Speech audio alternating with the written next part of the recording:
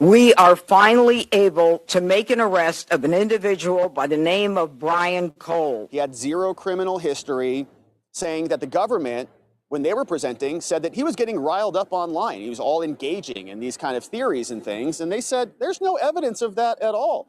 No messages, no texts, no evidence of any radicalization from their perspective. And they had to come back out and, as I mentioned earlier, admit that and say he was a consumer of this media, not a poster. An investigation spearheaded by the deputy director and the ADIC of our Washington field office brought in a new team of investigators and experts, re-examined every piece of evidence, sifted through all the data, something that the prior administration refused and failed to do. He is a level 1 autistic man. He's got OCD. This explains all of the things that they're alleging, saying that the destruction of the cell phone evidence wasn't destruction of evidence. It was just an autistic man with OCD who resets his phone to the tune of 943 times. What I think happened, this is Kyle Serafin's full opinion.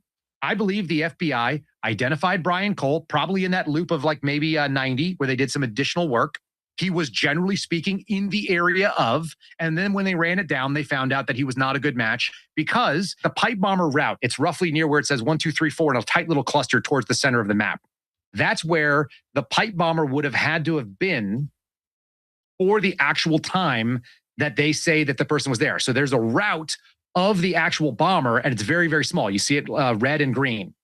The number 1 is not inside sector number 1. The number 2 is not inside sector number 2, very clean, or I guess it's on the edge. 3 is right on the line, 4 and so on. So they have pings that are relatively close to where they should be, but they're not actually a slam dunk. This is not evidence. This is thin. This is like an indication to go do further information. Brian Cole Jr.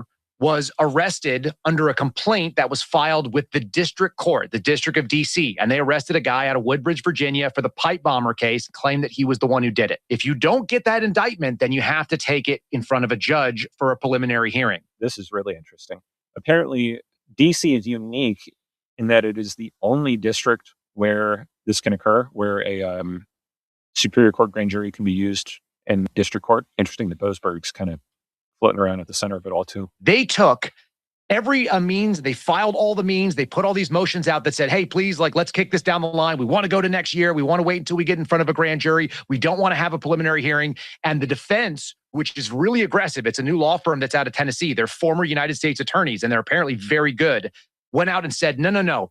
We insist on having the preliminary hearing today, Tuesday, December the 30th.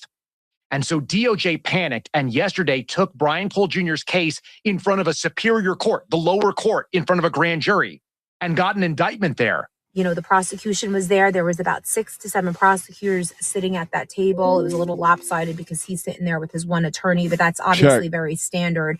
If you have the weight of the federal government against you, generally there's going to be 10 prosecutors, and if you're lucky, you could afford an attorney, or else you get a public defender. Right now, you're seeing the house that Brian Cole Jr. lives in, and that's his vehicle. That's a blue Nissan Sentra 2017. This is the map of the cell phone pings and the towers that DOJ used. And now you're seeing what we believe is Brian Cole Jr.'s car driving at 8:04. It's driving while the pipe bomber is on foot over a mile away. And there's one other car that matches this description, and it's driven by a white person.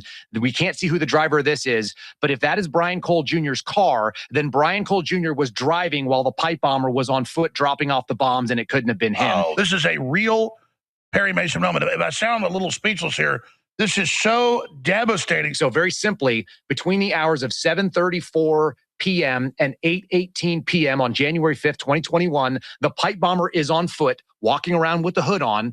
That's who the FBI and the DOJ allege Brian Cole Jr. is, that figure. But the problem is a car that matches Brian Cole's car is in motion in Washington, D.C. over a mile away and driving in a route that's at least 7 minutes away and could not be him. There's no way outside of teleportation or some sort of magical time warp that Brian Cole Jr. is both driving his car and walking around at that time. So at the very least, it shows that there would have to be another person involved. More likely than not, what it shows is they've got the wrong guy altogether, which is what I believe for quite a while now.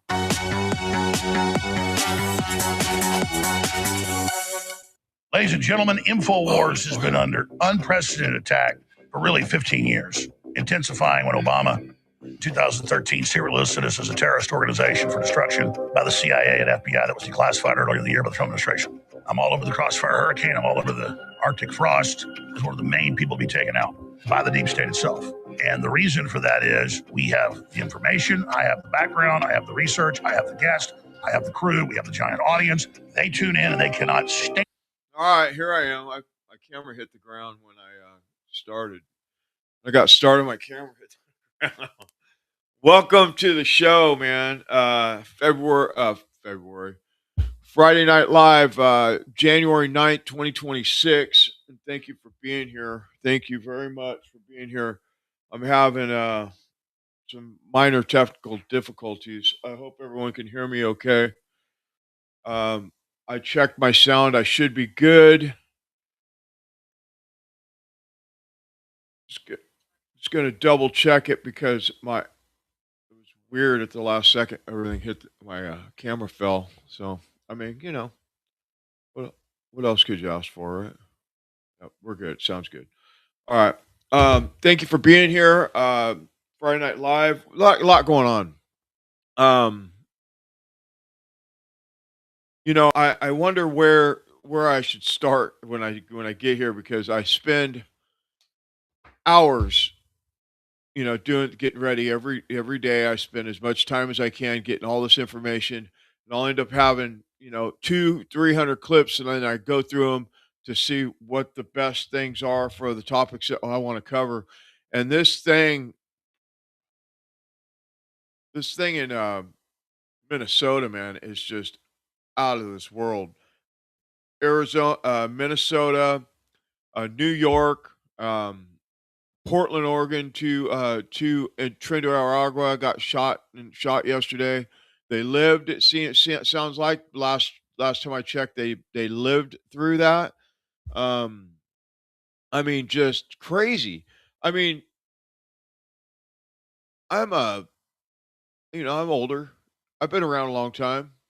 I've never in my life seen something like this where you can just, run up on a officer that has a badge, period. Any of them.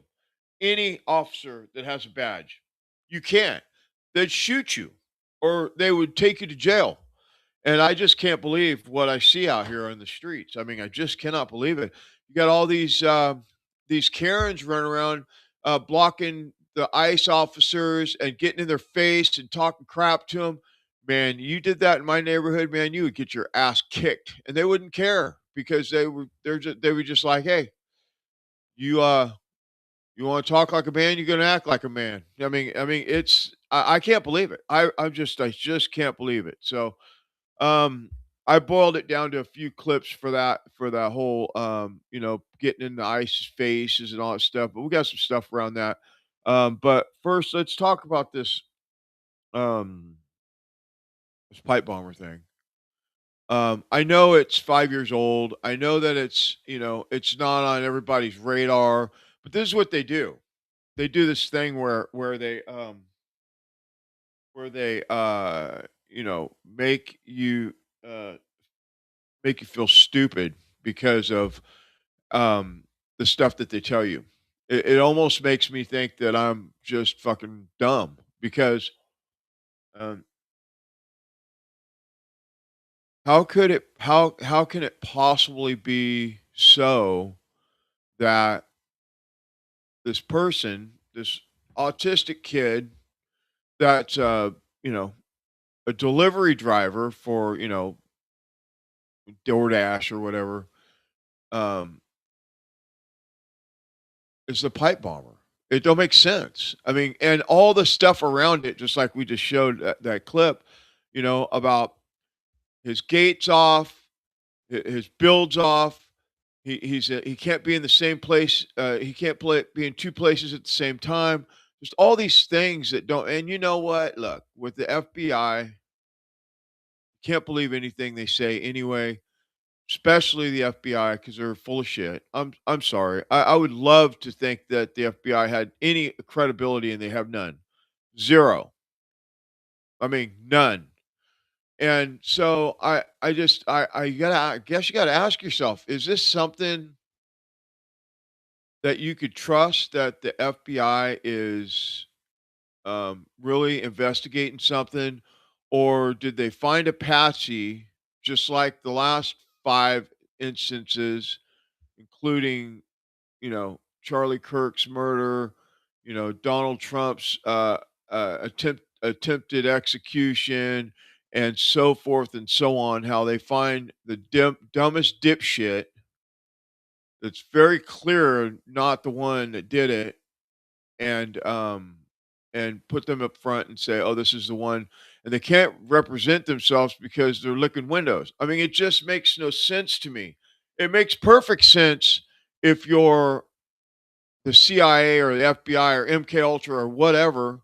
If you're one of those, in one of those, propaganda wings, manipulation, you know, um, sure, it makes complete sense. I mean, but I think they got a little more than they bargained for with these lawyers. That this, I think his name's Brian Cole. Yeah, Brian Cole, the suspected, alleged pipe bomber that that's autistic. And I mean, it doesn't even fit. It doesn't even fit. Like 2 weeks prior, and I'll probably get in trouble for this one. 2 weeks prior, they had the person that put the bombs in there because um, they had what's his name? Steve. What the hell's his name? Came out and said that they had proof that it was a cop. Uh, One of the geez, my brain's not here yet. I'll catch up in a minute. Um, I'll get warmed up here in a second. My brain will start working. Capitol Police, that's a CIA officer asset, was the one that did the pipe bomb. The gate fits, the way they walk, and all this stuff. And then all of a sudden, like 2 weeks later, oh no, we got the pipe bomber. It's somebody completely different. So you're telling me that all those people that are in that are in the upper echelons of um of the police, or what do you call it, investigative units of the White House, Shapiro, Bongino, which I know he's gone now. He's running around talking about how he's going to come after all the black pillars, um, Cash Patel, and so forth, are all saying that this is right when we know it doesn't even look right. Now, I don't know how they do this. I don't know if they, you know, no secret. I've been an inspector for almost 20 years, right? That's my day job. I'm an inspector. That's why we got Inspector Webb. There's no secret to that, obviously, at this point. And sometimes you get these inspectors, they're just book smart. They never did anything that um supports their trade. They never worked construction, or they never was electrician or whatever. They never did any of that stuff. So they're just book smart. These engineers, all these different people, these superintendents, they go to school for 5 or 6 years to be a superintendent or to be a project manager. They have no actual experience in the field, so they don't really know what the hell they're doing when they get there. You know what I'm talking about? That's what it seems like. All this stuff seems like this. I mean, I always thought Janine Shapiro was like a badass retired judge, just an ass kicker, you know, that she was a Fox host and she seemed like she was one of the good ones. But then so did Bongino seem like, and so did Cash Patel seem like, and so did I mean, go down the list. There's so many of them that when it comes down to, how do you say it? How do I say it? How's the right way to say it? When it comes down to brass nuts, when you get to the bottom line, they fold. They just fold. Is it money? Is it is it intimidation? Is it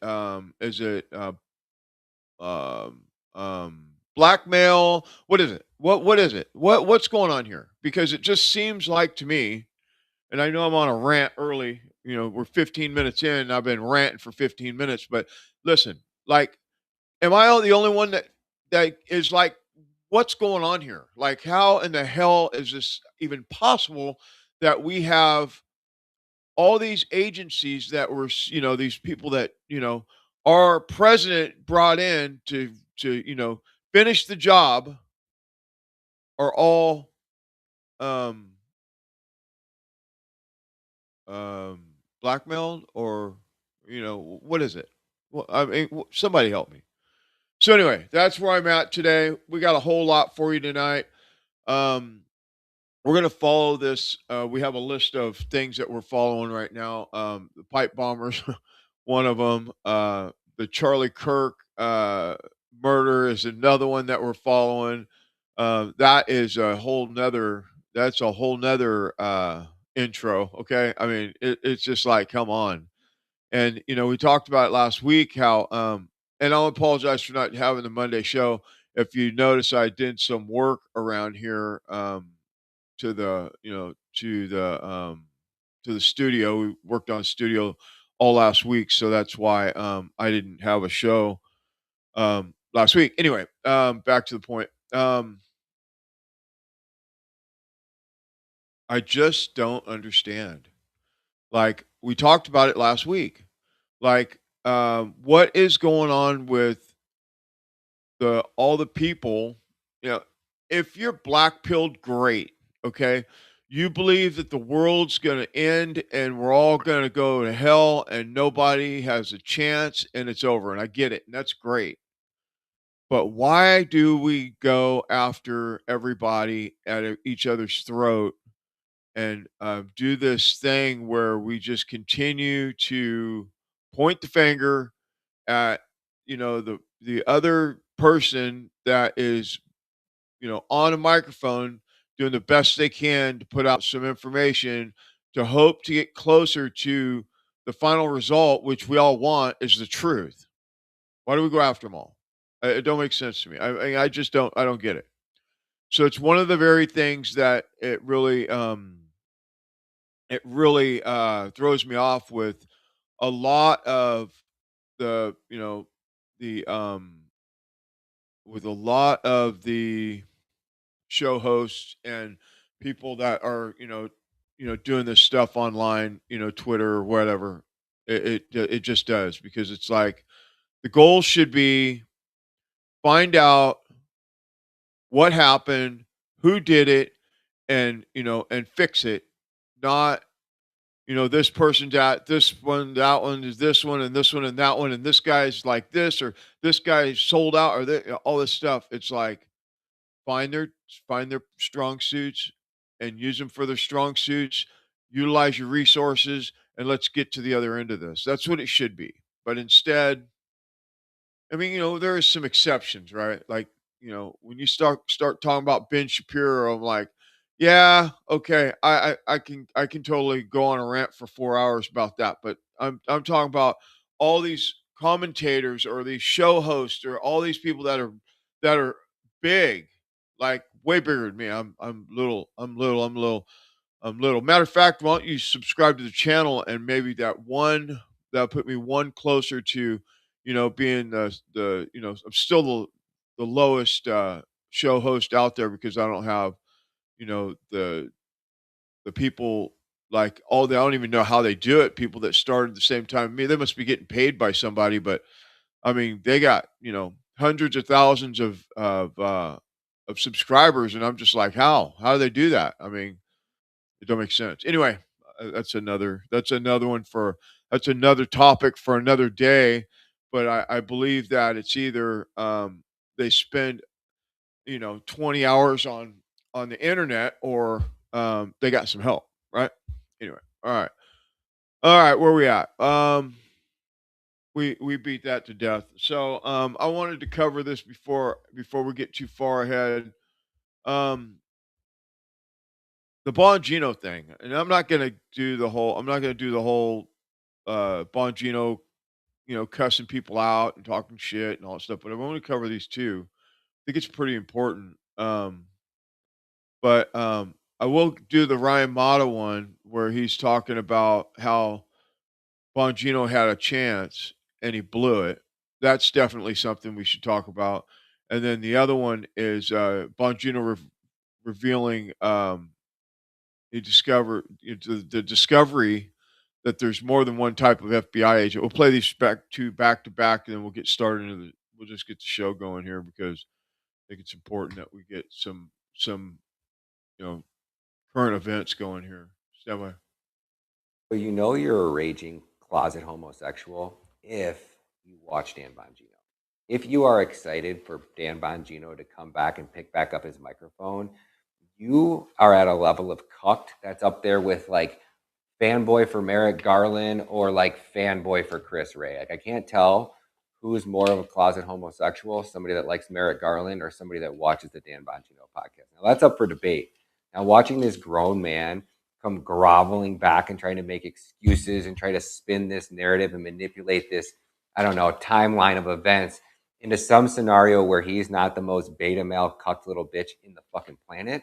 That's where Bongino's at in my book. Like there's pedophiles, and then I think there's like a level below pedophile, which is where we think that Dan Bongino is, right? Like you didn't only have every fucking opportunity. He gave you the keys to the fucking Lambo, bro. And you never got the oil change. You never fucking rotated the tires. You never fucking kept it in the garage. You never fucking cleaned it. You drove it down dirt roads. You treated it like shit. You abused it. You beat it up, and you just left it. You didn't do anything fucking with it, right? We gave you the keys to the castle. You had the ability to take out all the corrupt politicians. You had the ability to expose all of these fake false flag operations that have been carried out by our intelligence agencies. You had the opportunity to go in there guns blazing and demand accountability. You had the ability to go scorched earth and demand the release of the Epstein list, or you're walking out and you're putting your resignation on the table. You didn't join the FBI to just, push papers for this administration, right? You joined the FBI to obliterate the deep state. You made your entire career out of it, and now you sound like a cucked little bitch coming back over here trying to manipulate this narrative into us having sympathy for you. No, fuck you, Bongino.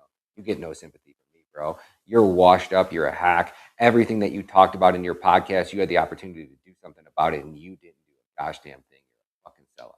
When I come back, if it's going to be, endless complaining, then just don't watch. The show's, it's okay. Like, this is a constitutional republic. You're not obligated to listen to my show. The thing about Black Pill is where everything sucks all the time is, Yeah, Bongino, like your fucking podcast. like, well, we're demanding accountability. Great, so am I. So we can just ask the audience on a scale of 1 to 10, 10 being the absolute most accountable, 1 being no accountability whatsoever. Where would you rank Dan Bongino's accomplishments in the FBI for holding people accountable? 0 to 10. Go. You're endlessly complaining about things you don't even know anything about. That's all you do. Like, he'll shut down the border, 10 people across the month. Why wasn't it 0? Okay, well, can you just acknowledge going from 1 million to 10 is a big deal? There's a cost to that. You can't let this negative vibe constantly set in. That doesn't mean healthy debates about policy are not welcome. Debating policies are fine, but the Black Pill complaining and whining all the time about the administration of it, it's just like, man, what team are you on? You don't have to watch. It's okay. There's a door. Go find the freaking exits. I don't really give a shit. I'm not here for anybody's money. I really found that there were 2 FBIs. The guys out there were the door kickers going out there getting bank robbers, working white collar, working violent crimes, working counterterror, working counter-espionage. And then there was the politically weaponized. They had to go. Like, okay, well, that's easy. Well, the problem is who's in what group. They don't come out and tell you. No one comes out and advertises. It's like, hey, I was part of this. Cash and I did investigate say a problem, find the perpetrators involved, and take action. It sounds like a simple battle plan, but it's not as easy as we thought. Do you feel comfortable stepping away and knowing that it's good? Well, I wouldn't say anything's ever good and that human beings are incorruptible. They are. There has to be mechanisms. Am I comfortable that Cash and I did everything we could in the past year to create institutional safeguards against things happening again anytime soon? Yes. The problem is you can get new leadership in there later that can obviously change it. I don't know if you can answer this question, but how many people did you fire? There were a lot of personnel changes. Significant. The leadership I'm reasonably confident, is completely different.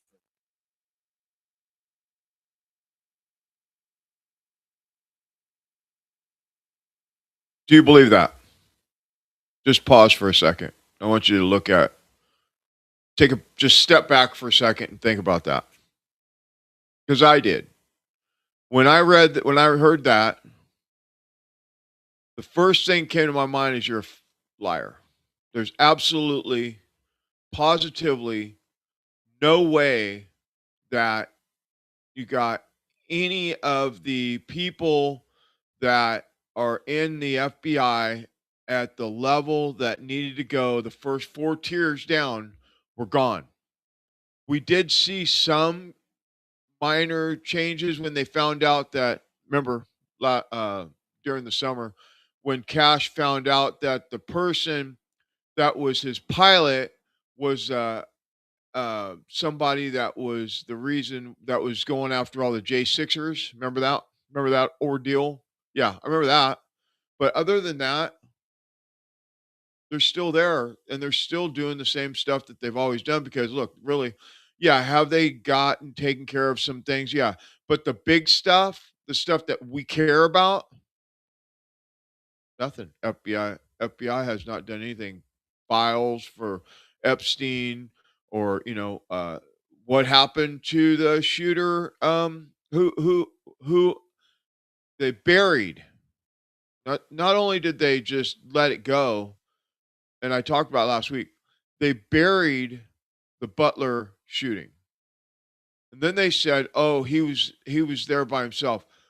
We know absolutely those two shooters. There's no possible way from the trajectory of the shots that were taken from a rifle from, however 100 feet away, 200 feet away, whatever it was. I don't remember. It's been a long time. That one shooter did that. Absolutely no way. Absolutely not. The whole back row, there was like 4 people. Remember that? One dude got killed, 2 other people got grazed, another person got shot and was down in the back row. But the way that shot was, it was down the backside of the bleachers, and Crooks was in front shooting this way. It's impossible. Okay, it's just impossible. So I'm not buying it. I don't trust the FBI. I probably will never trust the FBI. I probably shouldn't say that because they'll probably come knock on my door. They won't go get all the people that are threatening us right now, because we have all these people threatening ICE and threatening, the Republicans, and they're threatening this and that, blah blah blah. We're, civil war and all that stuff. They are doing that right now.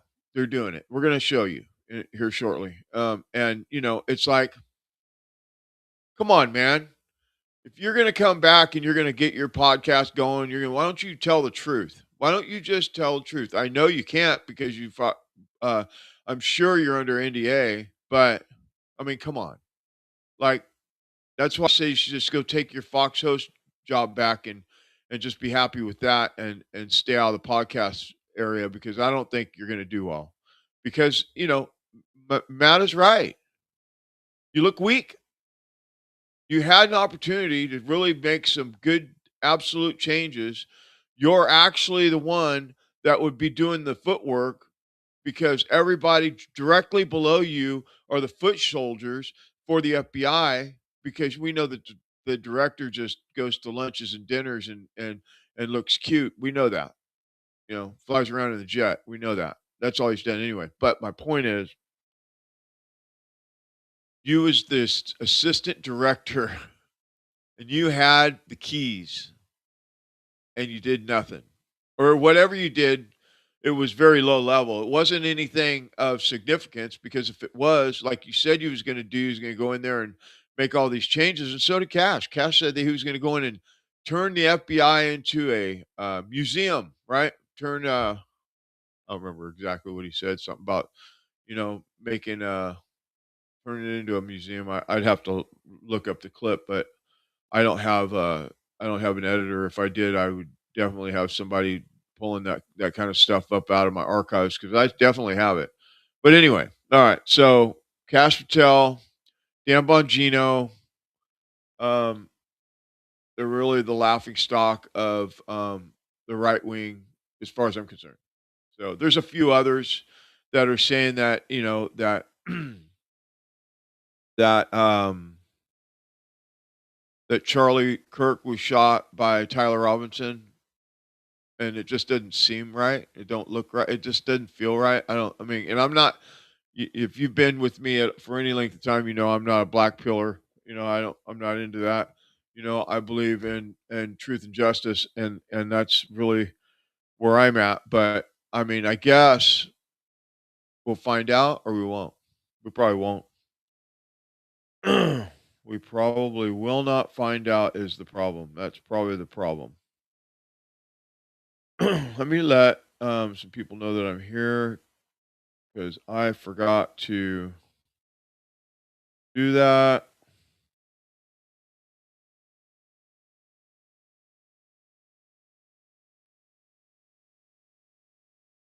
All right. It makes me sad, dude. It really disappoints me that we have an opportunity. We really do have an opportunity right now.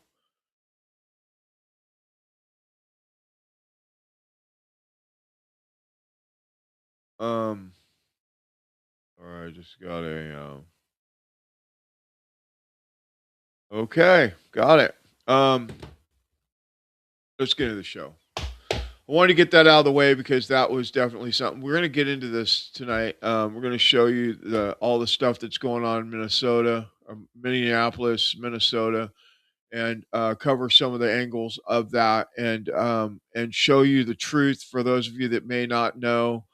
We're going to show you tonight the truth about the shooting, how it was a good shot, that he actually got hit hard, and he's like a quick draw McGraw because the way he pulled his gun and shot was impressive. For anybody that handles firearms, that was pro, that was professional right there. And he did it because he was concerned that the next place that she would go she might kill somebody. You know what I mean? Because she hit him hard. You could hear it and we'll show you the clip in a little bit here. We're gonna get through some stuff. I'm gonna do my normal build it up to show you the stuff, or we're gonna break it down and all that stuff shortly. What we do.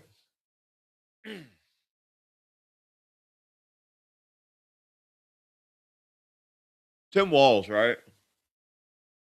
There's a couple things going on over here with that state that is just interesting. I mean, California has its own problems, and I mean, I know that right now Minnesota is the one on the chopping block. It's like in limelight. It was, if you remember correctly, they were the reason that it started last time in 2020, and we're there again. If you don't know, let me tell you. All the stuff that we prepped about for the last 5 years, you should be really taking into consideration and really paying attention to, and and how would my grandpa say, take heed of it, because what's going on right now is they're burning down cities, they're rioting, they're doing the they call it protests, but they're talking about killing people and all this stuff. They're talking about taking firearms to be. I mean, yeah, this is where we're at. So I just, you know, it's just going to progress and progress and progress. But before we get there, let's do this right here, okay? So let me see here. Stage here.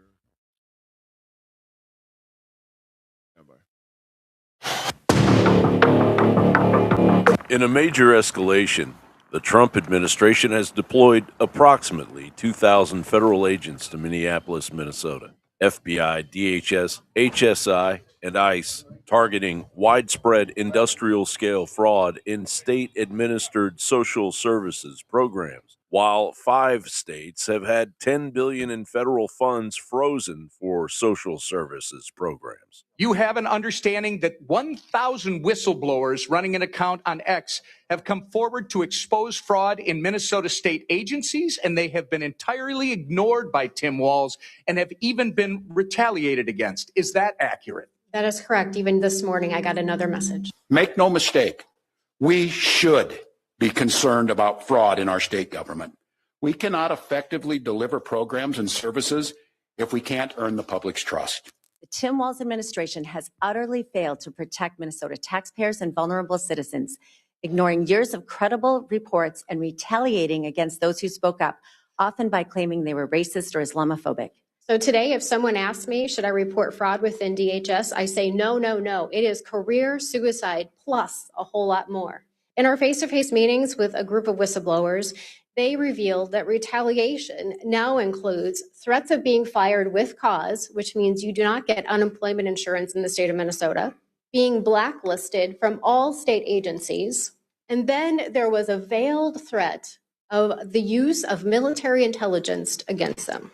They later informed me that it was discovered that in some targeted employees or suspected whistleblowers' personnel files were pictures of their homes and their cars.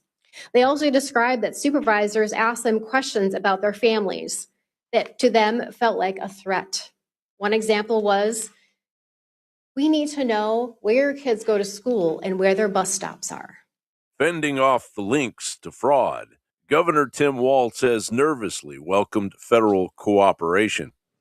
We have a requirement that the House run an audit, which they did not do. You are the gatekeepers on this. Demand that there's data practices, and if they have emails showing that I have committed fraud, you should get those. Which agency will provide oversight? Who will be the investigators? Will it be audited? How often?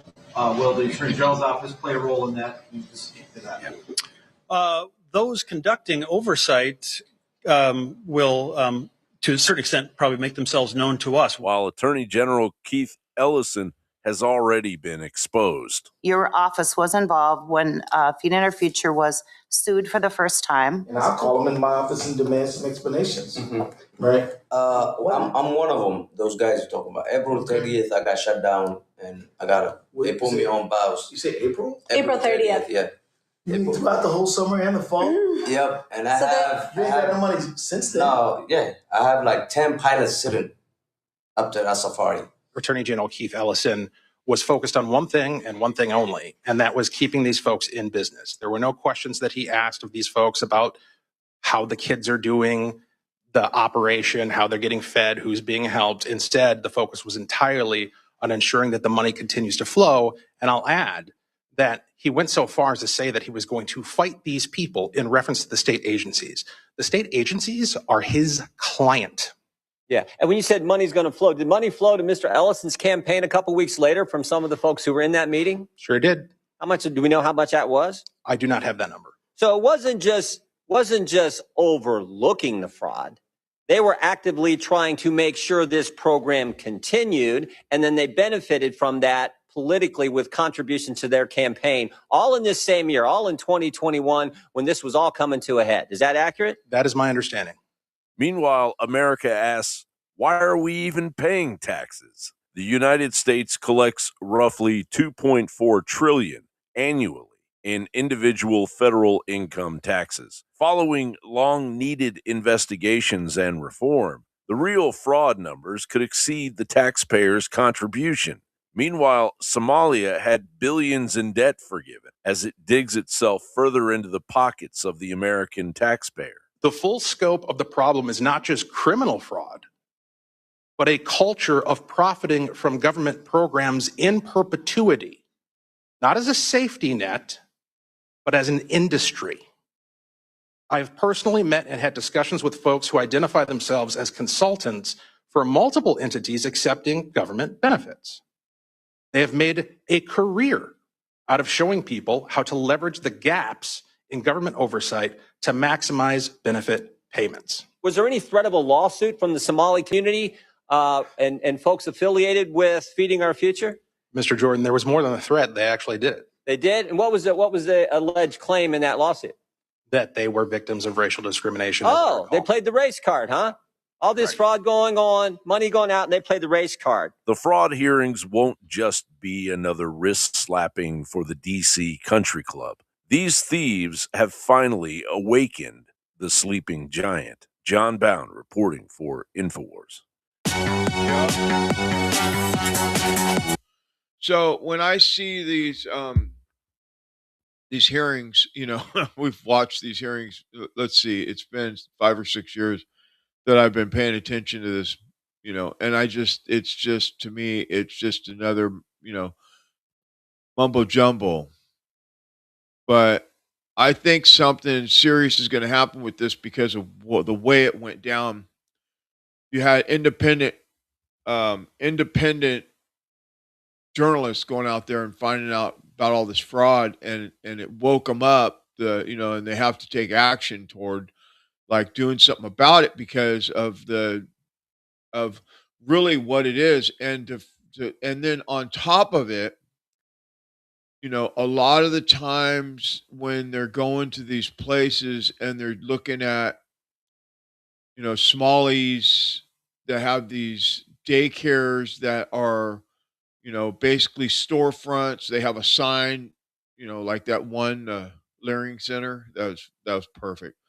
And it's just a storefront with an address, or on the front of the building, and then they go inside and there's like a family living in there, or maybe one person living in there. But then they start looking around and they're finding all these illegal small hands all around the place. So that's why ICE was at the Learning Center when all that stuff happened a couple days ago, because they were looking for people that are on their list to pick up. And it's just interesting because like this whole thing is deeper than it seems, and I should have pulled it. I mean, I guess I can still pull it because I put it in an email.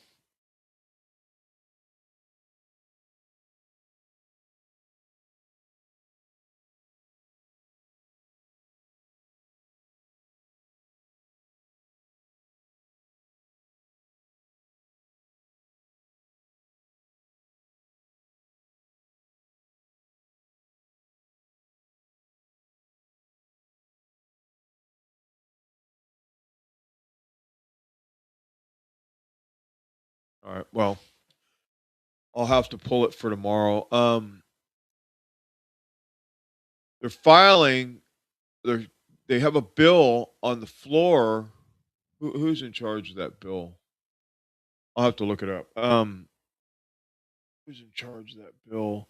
Where if you're on government assistance, you can't send wire transfers, PayPal or whatever, or whatever, however they're sending money, Cash App or whatever. You can't do it now. They're putting a stop to it because they find that what they're figuring out is that this new operating system sucks. I haven't got the new iPhone operating system down yet, so oh, there we go. Let's see, where's that? Anyway, what was I saying? I was saying that they have this bill that they have on the floor where you cannot send money overseas if you're on government assistance. Any kind of government assistance, you can't. Because what they found is that what they do is they collect all this money from the government and they send it to Somalia or Pakistan or wherever they're sending it to, China, whatever, wherever it's going. And they're finding out who was it? Oh, it was Bessett. It sure was. It was Scott Bessett. That was today. I should have it, but I mean, I have to get a better system going because I send myself 100 clips a day, and then I sift through them to get the ones that are relevant for what we're doing. It's like I mean, we're 45 minutes in. I've done one clip, so 3 clips really. But anyway, lot going on, and I am like, I think I'm the same as you right now. You're like, how in the hell is this going on? Why? How is this? How is there's so much fraud and corruption everywhere in the government, and nothing's being done about it from this person that's this president that's supposed to take care of, gut it all, get rid of it all. And I'm not black pilled at all. I'm not. But what I am is concerned. And I know that a lot's happening and it takes time. And I totally understand that this whole thing takes time and it will happen in God's time. And I totally fully understand that. But I mean, come on, man. Let's get something going here. Let me send this message out here.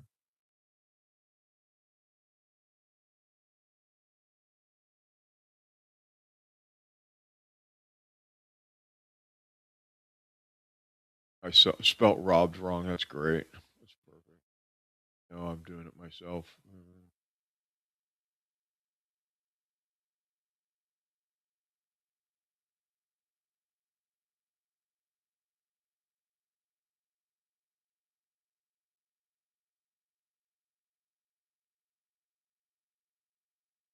All right. Let's get going here. Okay, so I got that one in. Oh yeah, let's get into this. So Alex predicts this. Oh, hold on. Whoa. Back up, John. Back up. Get it together here. I want to show you this because along with this fraud that's going on, you need to be mindful of what's going on in these cities, in these sanctuary cities. And there's a bunch of different states that's changed the flag, the city flag or the county flag, or I guess it's the state flag. And they're using the 8-point flag for Muslim or whatever like that. Check this out. Well, this is something to think about. Well, it's not just Minnesota's flag that has changed.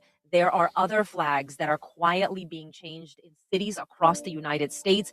And they have one thing in common that is super interesting, an 8-point star, which is prominent in Islam. I have Donna Bergstrom here with us, who I've actually interviewed, have been in touch for the past 2 years. She was a Marine who specialized in signals and intelligence. She's super qualified to talk about this. Intelligence Electronics Warfare Officer. She is currently the deputy chairman of the Republican Party of Minnesota. Donna, when I last spoke to you, you said with your experience as a Marine who specialized in signals and intelligence, you said this is a national security issue, a national security threat. Explain why. And this is really just one of those issues that kind of flies underneath the radar. And a lot of times, especially here in Minnesota, where we pride ourselves on being Minnesota nice, nobody really wants to talk about it. But the fact of the matter is, flying a flag over a territory is one of the most prominent ways that countries and organizations show their dominance over an area. So if you're able to fly a flag, that means you've conquered it. What's the most iconic flag raising that you can think of is Iwo Jima, right? Where we raised the flag after days and days of battles there, and we showed our dominance over that territory. So what we've been seeing across America, and what I was, quite frankly, really concerned about was how this soft conquest is taking place. Now, no bullets are flying, but what's happening is they're able to fly their flag in a manner in which is reflective of their values. And I'm really speaking to the Muslim community, the Muslim population, because the 8-point star is prominent in their community. So when they fly it over our cities, counties, states, they're really saying we've conquered this area.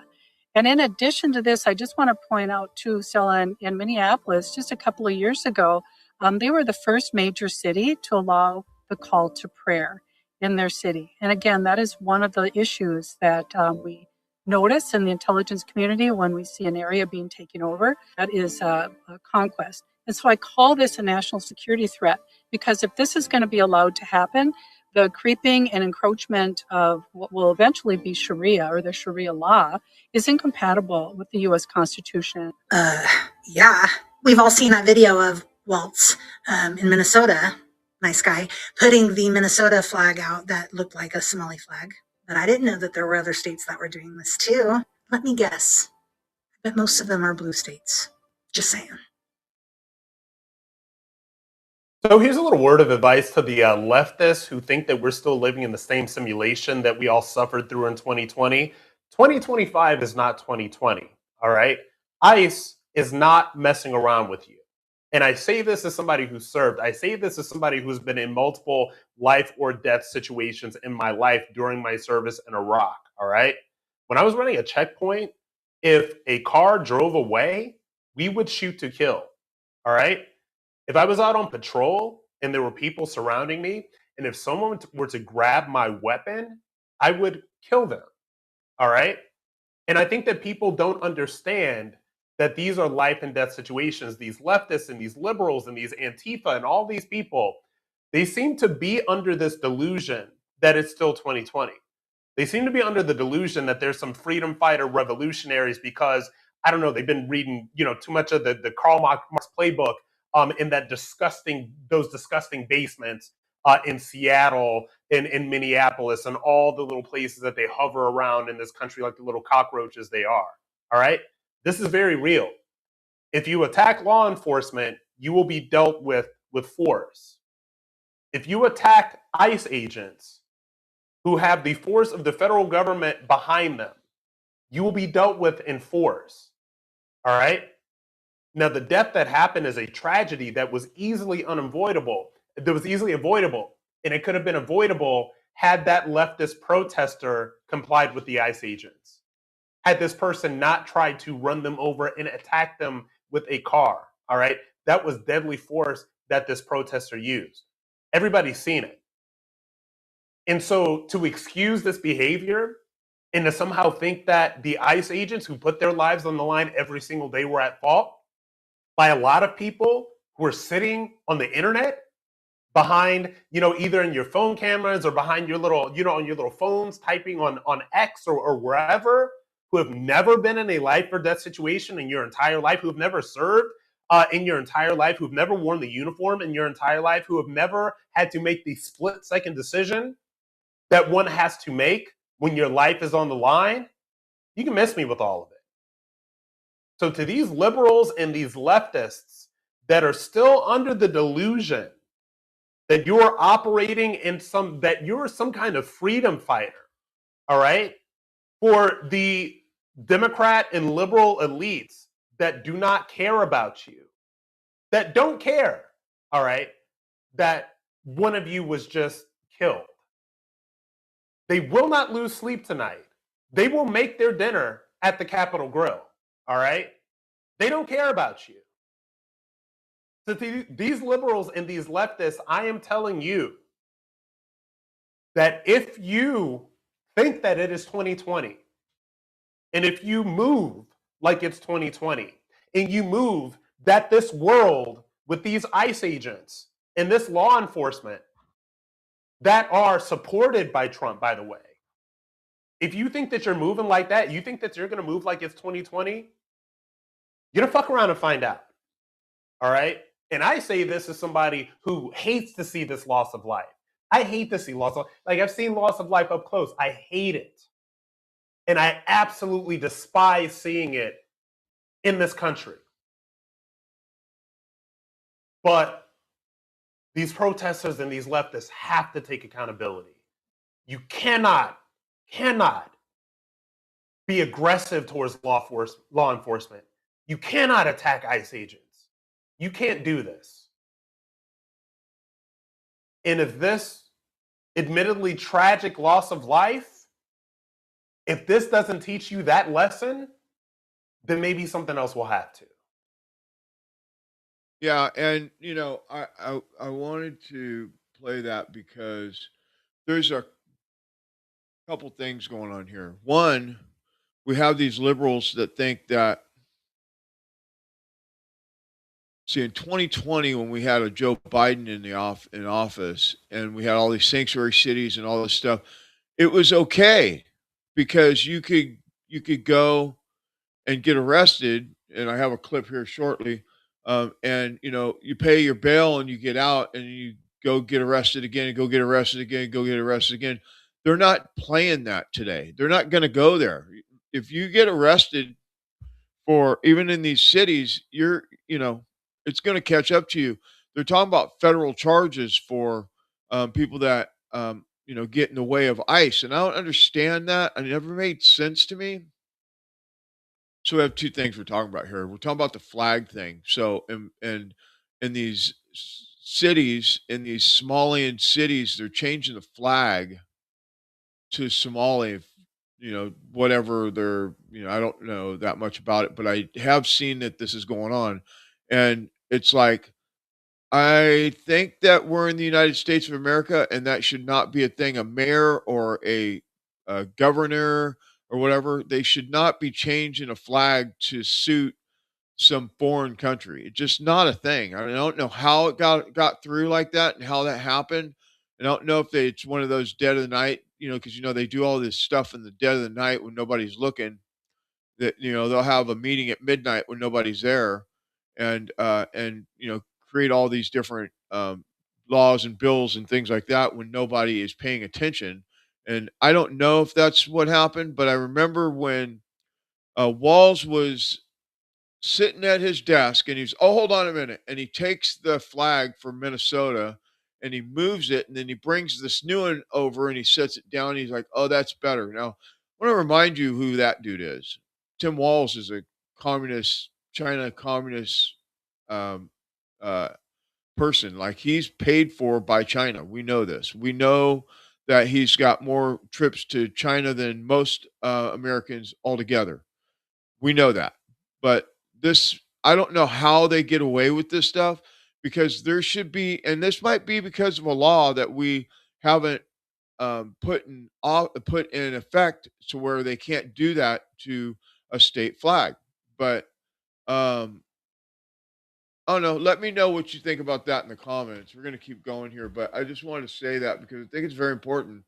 But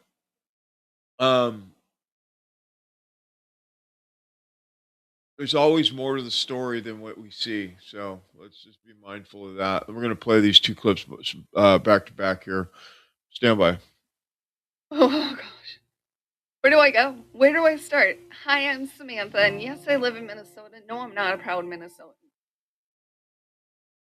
It's another day of embarrassment. We are definitely in an FAFO era. I pray for our state. I pray for our supposed leaders who are not taking their position seriously. They have allowed so much to go wrong. And us Minnesotans, ones who have been woken to all of what's going on, we're sick and tired of it. We want our money back. We want our state back. We want our flag back. Is that too much to ask? Y'all just start listening to the ICE agents, to DHS. That's so hard to ask. Help us. Minnesota needs desperate help.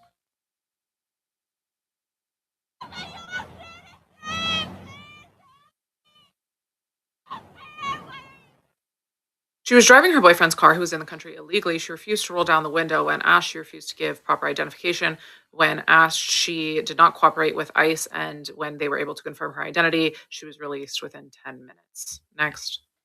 More now on the Trump administration's immigration crackdown, with instances of U.S. citizens getting caught up in the surge of arrests.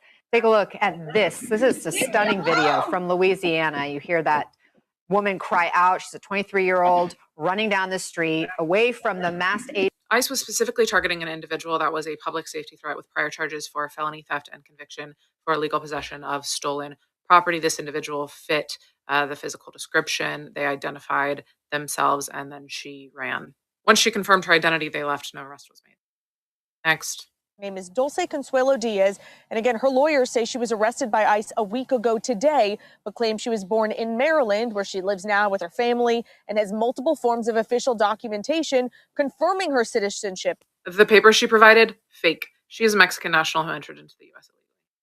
Next. U.S. citizen who was 9 months pregnant was hospitalized upon her release from immigration custody after she was detained by federal agents. Carrie Lopez has been experiencing sharp pains in her stomach after immigration agents arrested her, despite being a United States citizen. They showed up to arrest her illegal husband, who's from Guatemala. She blocked access, therefore obstructing the arrest.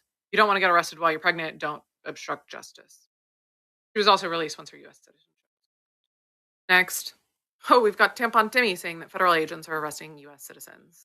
This woman, Susan, got a notification on her phone that ICE raids were happening. She left her house at 6:30 in the morning, tried to break through a security perimeter set up for public safety, ignored lawful commands, and became violent, assaulting a federal agent.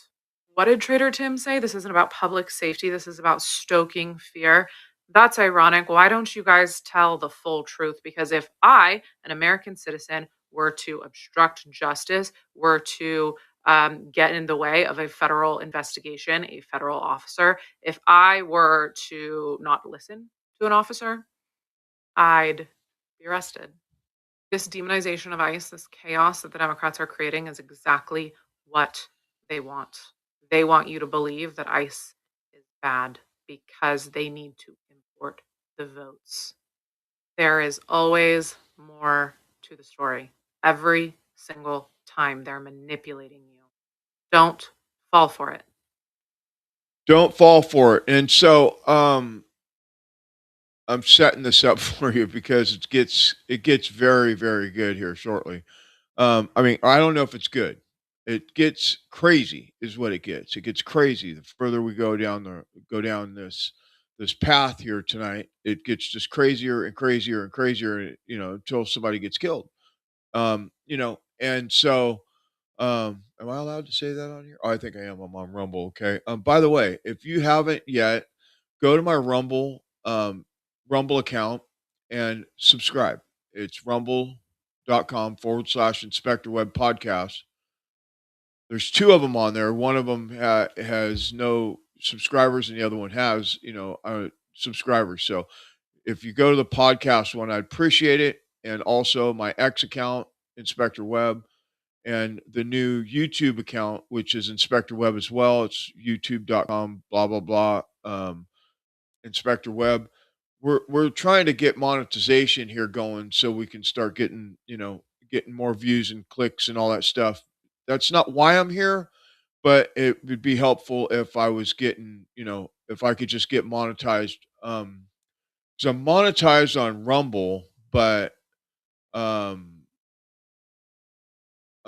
what they say is that I need more subscribers. So we're hoping that everyone that comes to my channel will subscribe to the channel and like and share it and leave a comment. Even if you don't like me and you want to just tell me to go fuck myself, just do it. Anyway, all right, moving on. I'm not supposed to say that. That's another thing they said, that when I cuss, they will demonetize me. So I should probably stop that, but I can't help myself because, just like the F word. Okay. All right. Getting serious here. So before the shooting happened, before the shooting happened, Alex Jones had came out and said that this was going to happen. And he'd been talking about it for years, really. But in the last 6 months, he was really like, people were saying, oh, you're a accelerationist and all this stuff. And he's like, no, what's going to happen is eventually somebody's going to get killed. ICE is going to end up killing somebody, and then they're going to start rioting the streets. And look at what they got going on now. They're all in all these liberal cities. They're burning shit down, beating up cars, the whole thing, the whole 2020 thing, but on steroids. So it's coming. If you haven't seen it yet, it's out there. And I'm sure if you're on this channel, you've probably seen the internet. You've seen how crazy it's getting pretty fast. So let's get into this, okay? We're going to do, I'll do a couple of these. Let me look at it real quick here. Let me get an idea of what we got here.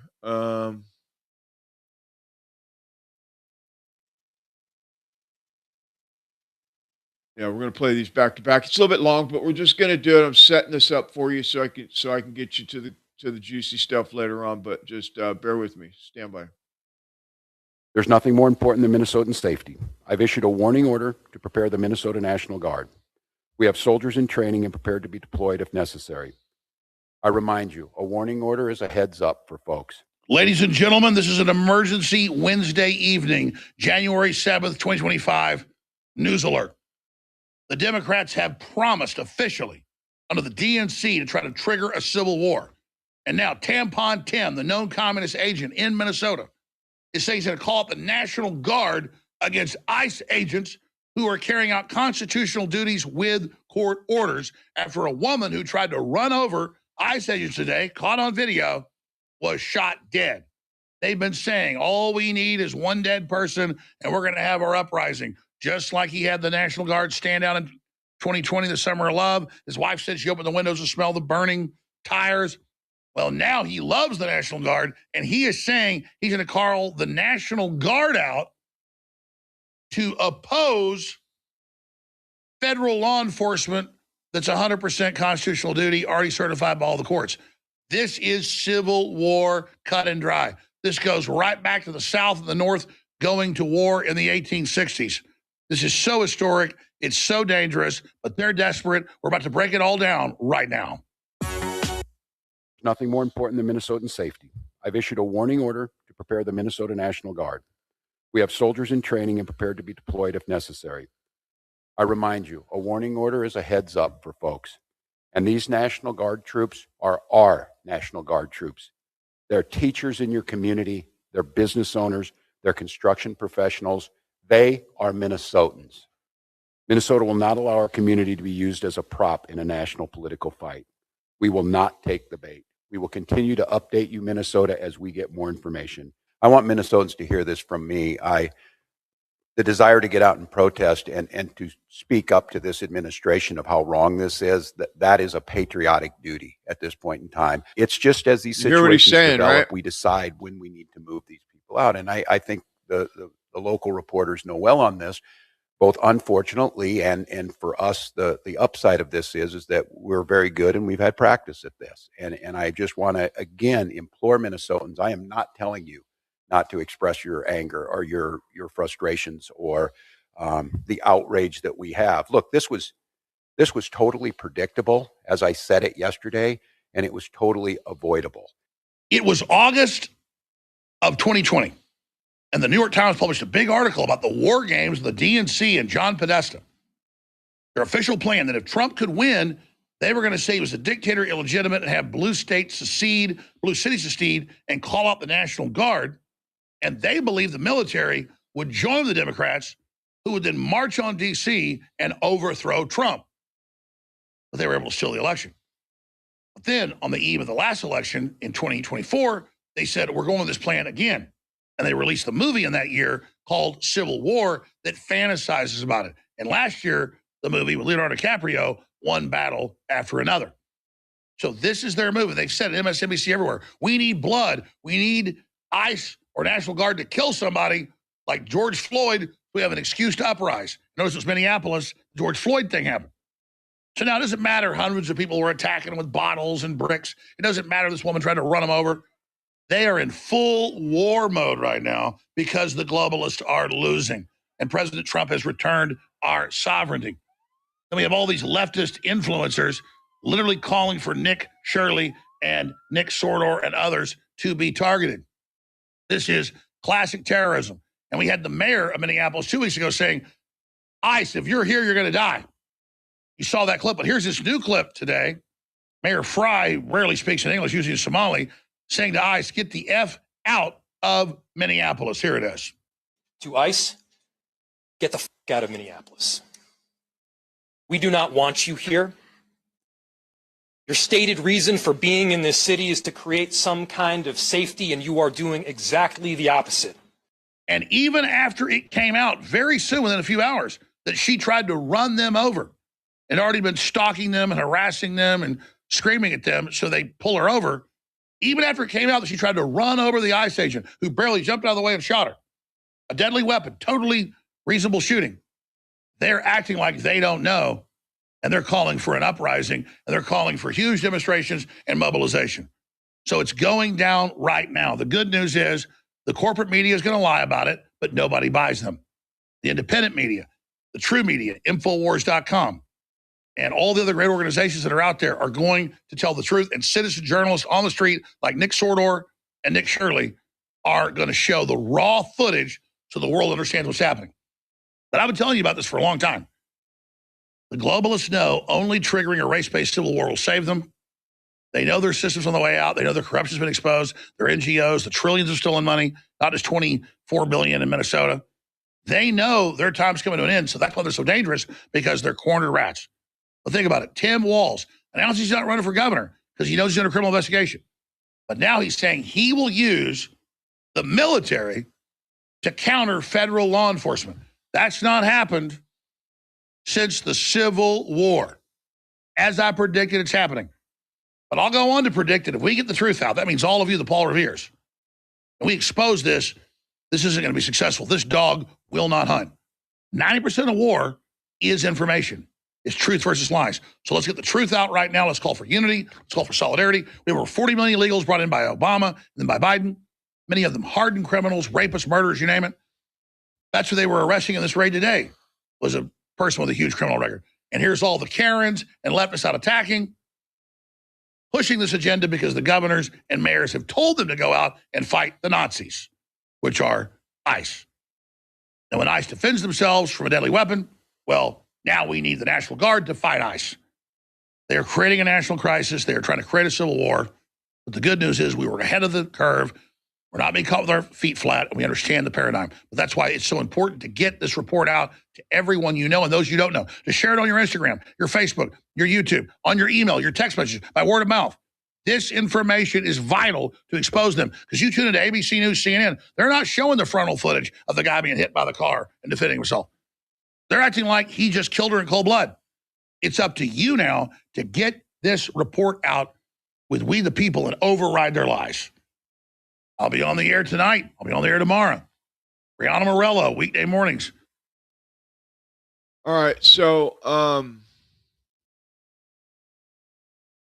I often do this. Now, he's been talking about that forever, and the people that like Alex, that listen to Alex, they're in tune to what he's saying. They understand that this is coming and all this stuff, and they're prepared. But all the people that are like, they think that Alex is, got whatever. Oh, the Sandy Hook guy, right? Well, Alex Jones didn't kill those kids at Sandy Hook, first of all. But besides the point, people think that maybe they don't know about what his what his track record is. He's like 99% of the time right. Anyway, so he's seen this coming. And so here we are. And they're burning down cities again. And this time it's going to be much worse from what the predictions are.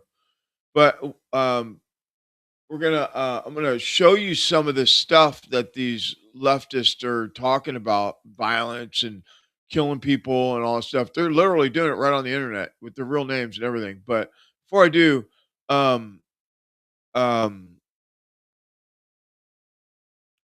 shit, man, what am I doing?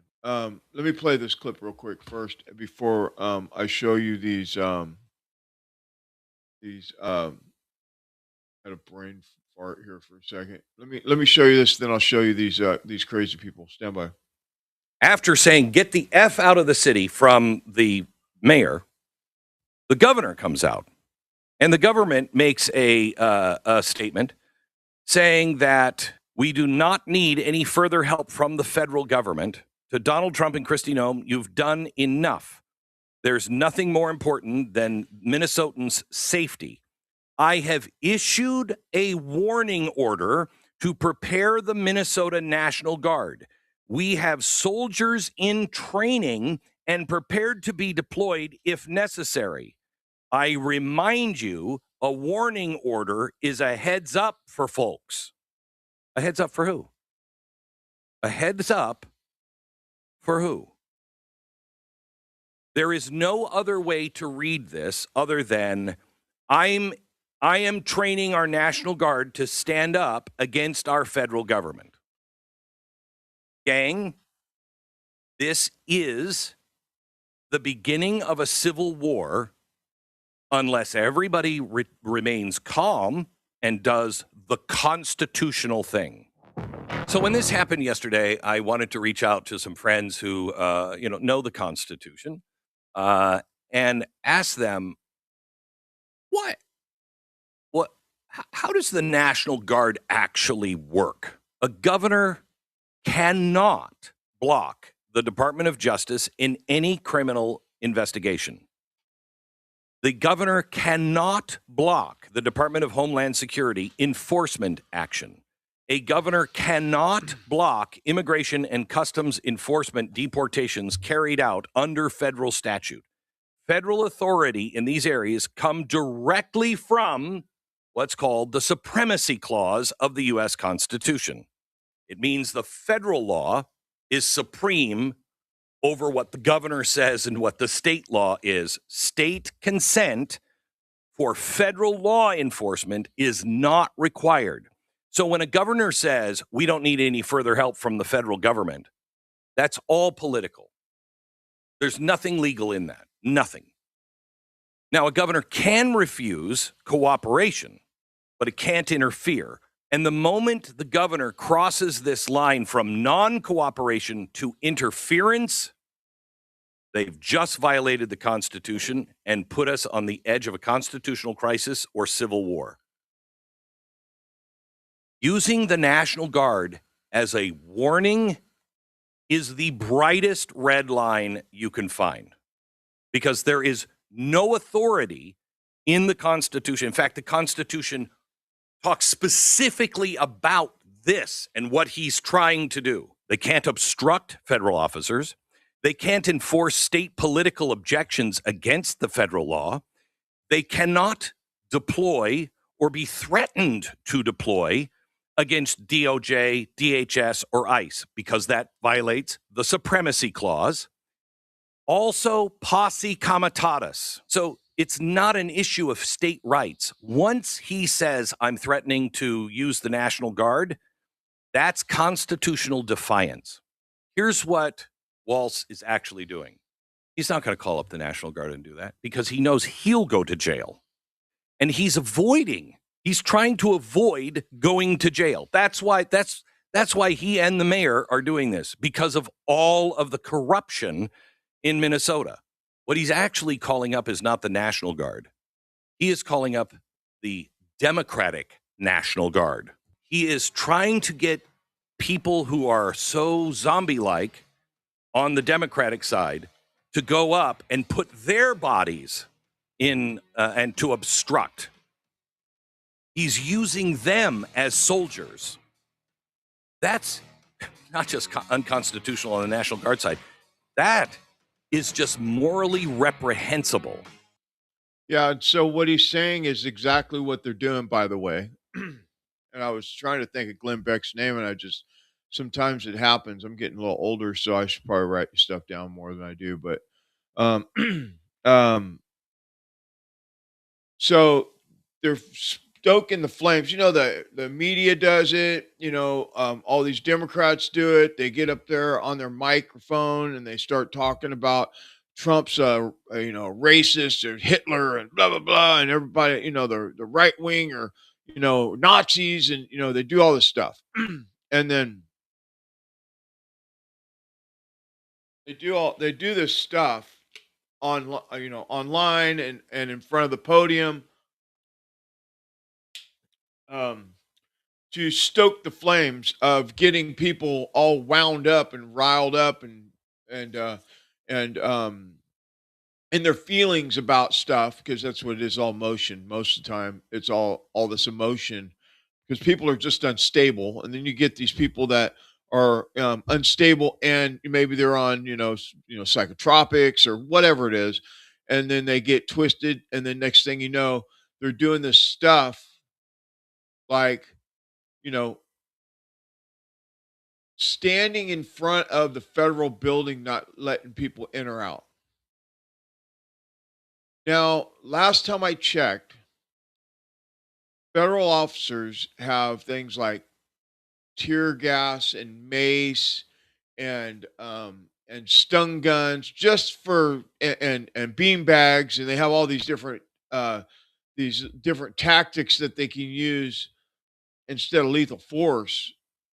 And they only use lethal force when those elements that I just discussed are off the table. Like, when it's like a car coming at you with the wheels spinning fast. And it's just a good thing that that car was on ice. We're going to play the clips later. We're going to break that whole thing down in detail so you can really see what really happened. But, I'm setting this up so you get an understanding of what's going on with the civil war that's currently going on. It's been building and building and building and building, and it's because of the media. It's because of liberals and the left wing nut jobs and all these crazy people, and they're pissed off because you're trying to get uh, the school system to stop um, you know uh, brainwashing your kids and all this stuff, right? All this stuff is going on all at the same time, and they don't know how to deal with it. Plus, people are being threatened with going to jail because if Trump ever gets to the point where he can start arresting people, he's going to. I believe that. And I know that, we've talked about, like, is he ever going to get up? Is he ever going to take action? Is he ever going to take action? When's he going to start arresting people? When's he going to start indicting people, putting them in jail, handcuffs, perp walking them, and all this stuff? When, right? And I believe that it's coming. I believe that this year we're going to see a lot of action. We've actually seen a lot of action in the last week, but it's been overshadowed by this whole, the ice and the shooting and the, this and that, and the thing with that kid in Minnesota, you know, and I mean, because Nick Sorter was out there on Wednesday or Thursday just filming, and they were, like chasing him down, or following him around and threatening him, and where's your car, and he's calling the police department to have them come help him, and they're like, we can't get in there, some bullshit like that. So they never came. So he literally had to take the risk, and he had a couple people with him, I guess maybe security, because he was asking for security in the morning because he knew it was going to happen when it got dark out. And there's this big old confrontation going on, and he's been the shit kicked out of him a few times in these protests that happen. All he goes wherever, whatever. Nick Sorter is who I'm talking about. Anyway, back to my point. This is something bigger than it seems. This is going to, like, when you listen to the clips that's coming up, I have one before I start showing you these left wing nut jobs and what they're doing. Um, it's um, one more clip. Anyway, what they're doing is they're stoking the flames so that everybody, all these unstable people, they think that Trump's Hitler because they've been pumping it into their head for 10 years. Trump is this and Trump is that. Oh, Trump, Russia collusion and all this stuff. Because even though we've proven, the alternative media has proven that the Russia hoax was fake and proved it, the media doesn't cover it. So people that don't watch anything except for CNN or MSNBC or whatever, is if that's all they see, they never get the truth. So they never know anything except for the propaganda that they're being fed, right? And so, and we've covered this a few times. So what I do when my wife asks me a question, give you an example, because she used to be, kind of middle of the road. She's came way over to the right in the last 3 or 4 years, but I would start to explain it to her, and she'd think, because the propaganda is so big out there, and it's gotten better, TikTok, and and Instagram. This is where people get their information is from TikTok, Instagram, and all these different places. They don't watch the news. Not the the younger generation. My wife's a little bit younger than me, but they get it from the media. They get internet TV. They like cable's a thing of the past. A lot of people don't even watch the older crowd. The over 50, they still watch TV. The younger crowd under 50, they watch internet TV. They don't have any use in cable, right? Anyway, my point is, I will just say, hey, I'll give her points of a direction, we'll say. And then I let her go. I let her go and do her own research and figure out. I let her go and figure out the truth on her own, because I never want to persuade anybody for my point of view. Because you know what? You might come up with your own idea, your own point of view, and that's perfectly fine if that's what you find in any of this. Hey, all it is information. You do what you want with it. And all I'm going to do is I'm going to just share with you what I found.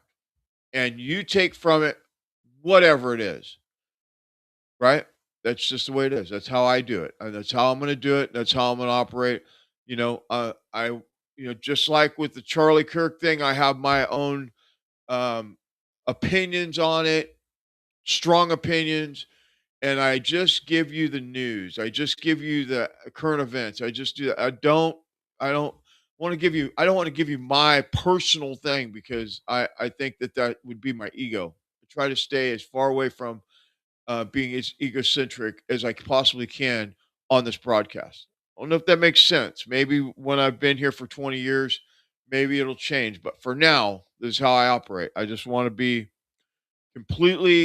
try to be middle of the road and not, I don't want to push anybody in one direction or another. I want to figure it out for themselves. Okay. So anyway, with all that said, stand by for this next clip. No known communist Chinese agent. Stand by. Well, you've heard of the Summer of Love in 2020, also centered around Minnesota, where the left burned down billions of dollars of buildings and killed many people and raped and robbed. And Governor Tim Walz ordered the National Guard to stand down. His wife said she opened the window to smell the smell of tires and homes. She loves communism. Well, now, just hours after a woman on video tried to run over ICE agents and kill them, they defended themselves and killed her. Walz comes out and says, I want the National Guard to stand with me to go after the feds, a civil war. And the mayor that just 2 weeks ago threatened ICE and said, you'll die if you're here. He's now calling for an uprising, and they're attacking law enforcement buildings, both local and state, federal buildings. They're rioting. Anybody in uniform, they're throwing bottles at. The Democrats told us that they were going to have all this violent unrest, and that if finally ICE killed somebody or Border Patrol or the National Guard did, that they would use that as George Floyd 2.0. And now hordes of leftists in Minneapolis and surrounding areas are running around just viciously attacking people and attacking buildings. And this is just the buildup. And before it was even known what happened, the governor and the mayor were blaming ICE. And now there's the footage of her trying to run over the ICE agent, him getting hit, jumping out of the way and shooting her, defending himself. Because they call them Nazis, they call them criminals. You have all these Karens out there. This lady was a leftist, lesbian, sorry for her, who thought she was literally in World War II as Captain America fighting Adolf Hitler. And really, she was blocking federal agents with court orders to get hardened criminal illegal aliens with huge rap sheets. This is all they've got. The left's losing everywhere. They're in deep trouble. So now they want to trigger an uprising, build a racial civil war. We've shown you some of the raw video, but here's some of the clips. We'll track it tonight at Infowars.com. Band.video, rolling shows on X as it unfolds. Nick Sordor, Nick Shirley have major death threats and bounties out on them. They're covering as well. All these leftist influencers are publicly, with their real names, saying, kill everybody. The left is desperate. They're making their move, all because Trump's trying to defend our national sovereignty. And all because ICE is doing their job. So we stand with ICE. We stand with constitutional duties. We stand with the government doing its duty and its responsibility. And we pray for peace and justice. But we've been predicting it, and they're trying to ignite a civil war right now. But the truth is getting out there, and they're being exposed. So let's all be engaged in focusing on the truth, focusing on reality, and exposing what's really happening, and pointing out these officers doing their constitutional duty. This woman tried to kill them. It's on video. And everybody trying to use this and exacerbate this are domestic terrorists. Because when the mayor and the governor say, get out of here, ICE, or you're going to die, that's a terroristic threat. And now they say, get the fuck out of here, ICE. This is all your fault. More's coming if you don't leave. That's the definition of terrorism. Threatening violence or carrying out violence for a political, cultural, or economic gain. And, oh, there's going to be violence. When there's violence, one way or another, it's your fault, though they're the ones organizing it. This is so transparent. These people are criminal. But because we have this disgusting globalist controlled Justice Department, they think they're above the law. But the times, as Bob Dylan said, are changing. So I think the big old sick smile on Tim Walz, Ilhan Omar is going to be wiped off very, very soon. Here's some of the raw reports on the ground. To ICE, get the fuck out of Minneapolis. We do not want you here. Your stated reason for being in this city is to create some kind of safety, and you are doing exactly the opposite. Out now! Out now! Out now! Out now!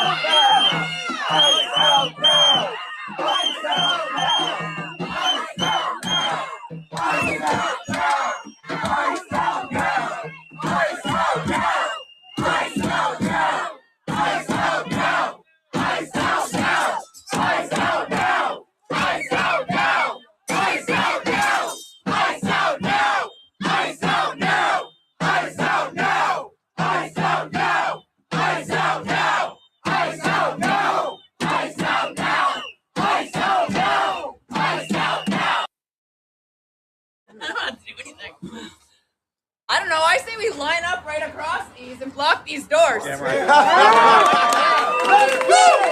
I second that motion. Go ahead. Try and move us. Let's block them in. And you know what? She's a lawyer, so is that all right?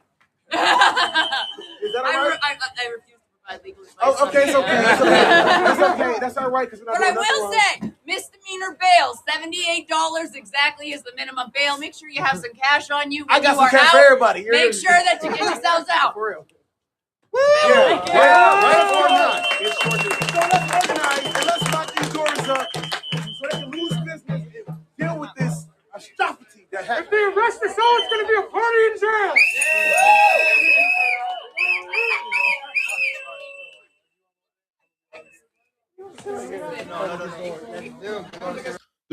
They're paid agitators. I don't know if you know this, but a lot of the people out there doing this are paid agitators, and we've shown this a bunch about Craigslist, different things like that. But listen, this is what happened. It was literally within an hour, maybe 2 hours from the time that that shooting took place, that there was these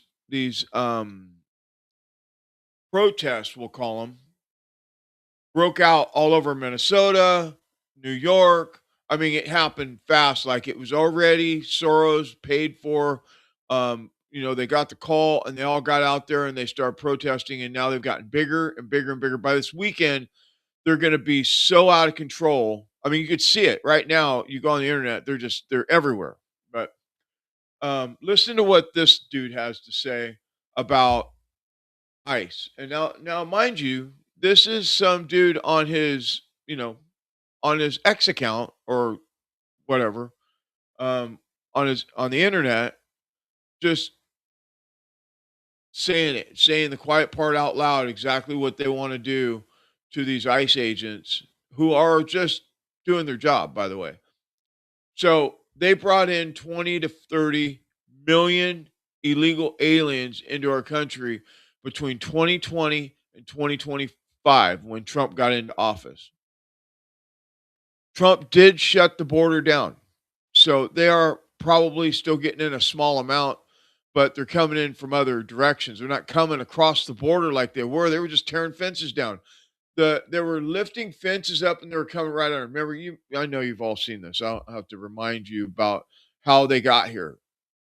And so Trump ran on getting rid of the illegals. And now how do you find a needle in a haystack, right? And that's what it is, because you have to go into all these places and they don't have geo tracking. They have no way of knowing where they're at. They run off of a lot of on tips and different things like that to find out where where all these illegals are. And so they went into Minnesota, and it seems like every time they go, because they got these trackers, these cell phone trackers, where when ICE, and it's probably an inside job, but when ICE is going to a neighborhood, these people are there when they get there and they block them and they do all this stuff. I don't know if you've seen it or not, but that's what they do. They block people, they block the cops from doing their job, and then they get in their face and they do all this stuff. And as long as they don't impede them, they can be out there making a bunch of racket. But when they do get in their face and they, put their car in their way so they can't get, a lot of times they block them in where they can't drive off, right? And we've seen it over the last 6 months. I mean, it's been a lot of that going on, but now it's getting to the point to where they're starting this civil war type scenario all over the place. So listen to what this dude has to say. I mean, I was shocked when I seen this. By the way, I was really shocked because this is balls. This is ballsy, really, really ballsy. I'm gonna play. Let me see here. I think I'm gonna roll both these back to back because they're both indictable charges. Let's just say that they are definitely. If I did this, I would already be in jail. If I said it on my show, they'd come pick me up. But for some reason, because they're leftist, they can get away with it. So stand by. Dear ICE, here's a message from your friendly neighborhood leftist. Not all of us are going to stop at snowballs in the future. So maybe think twice before you just start randomly shooting into vehicles.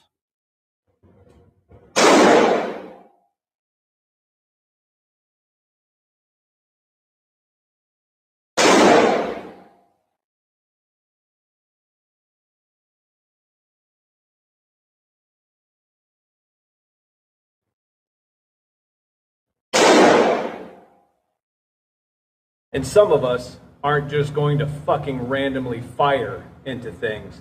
Some of us actually know how to aim. So, you don't have to take my advice if you don't want to.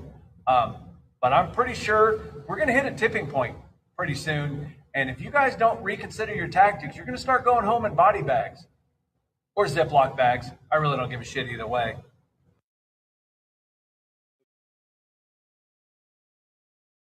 With no cause and murdering people for trying to flee and for obeying a command to leave the area, and then shooting her in the face like that after she drops her kid off at school. We have to show up with guns. We have to. There's no other way around it. I don't care if I don't have a Minnesota carry permit. I'm unarmed right now, but this is the last time I show up to face these guys without a weapon. There's no way. I got shot with a pepper ball 5 minutes after walking in here. I never laid a finger on them. I never raised a hand to them. I've only been using my voice. The time for speaking is over. The time for niceties is over. The time for peace is over. They fired the first shot. It is time to end this shit by any means necessary. You're talking about, potentially going to a dark place in this country. Do you foresee We're there. This is the dark place. This is the dark time. We have people being sent to Salvadorian concentration camps. We got other countries being raided for their oil. We're in the dark time. There's no way out of this. There's no voting our way out of this. We can't wait till November. There's no waiting to the ballot box. We need to get to the bullet box. That's the only way. If there was another way, I'd be advocating for it. I've spoken peacefully. I've marched peacefully. I marched without Sharpton. I marched on Washington. I've been peaceful. I've acted peacefully. The time for peace is over. The time for any means necessary is right now. It's a powerful, powerful message that you're delivering. Yeah, you hear that? I mean,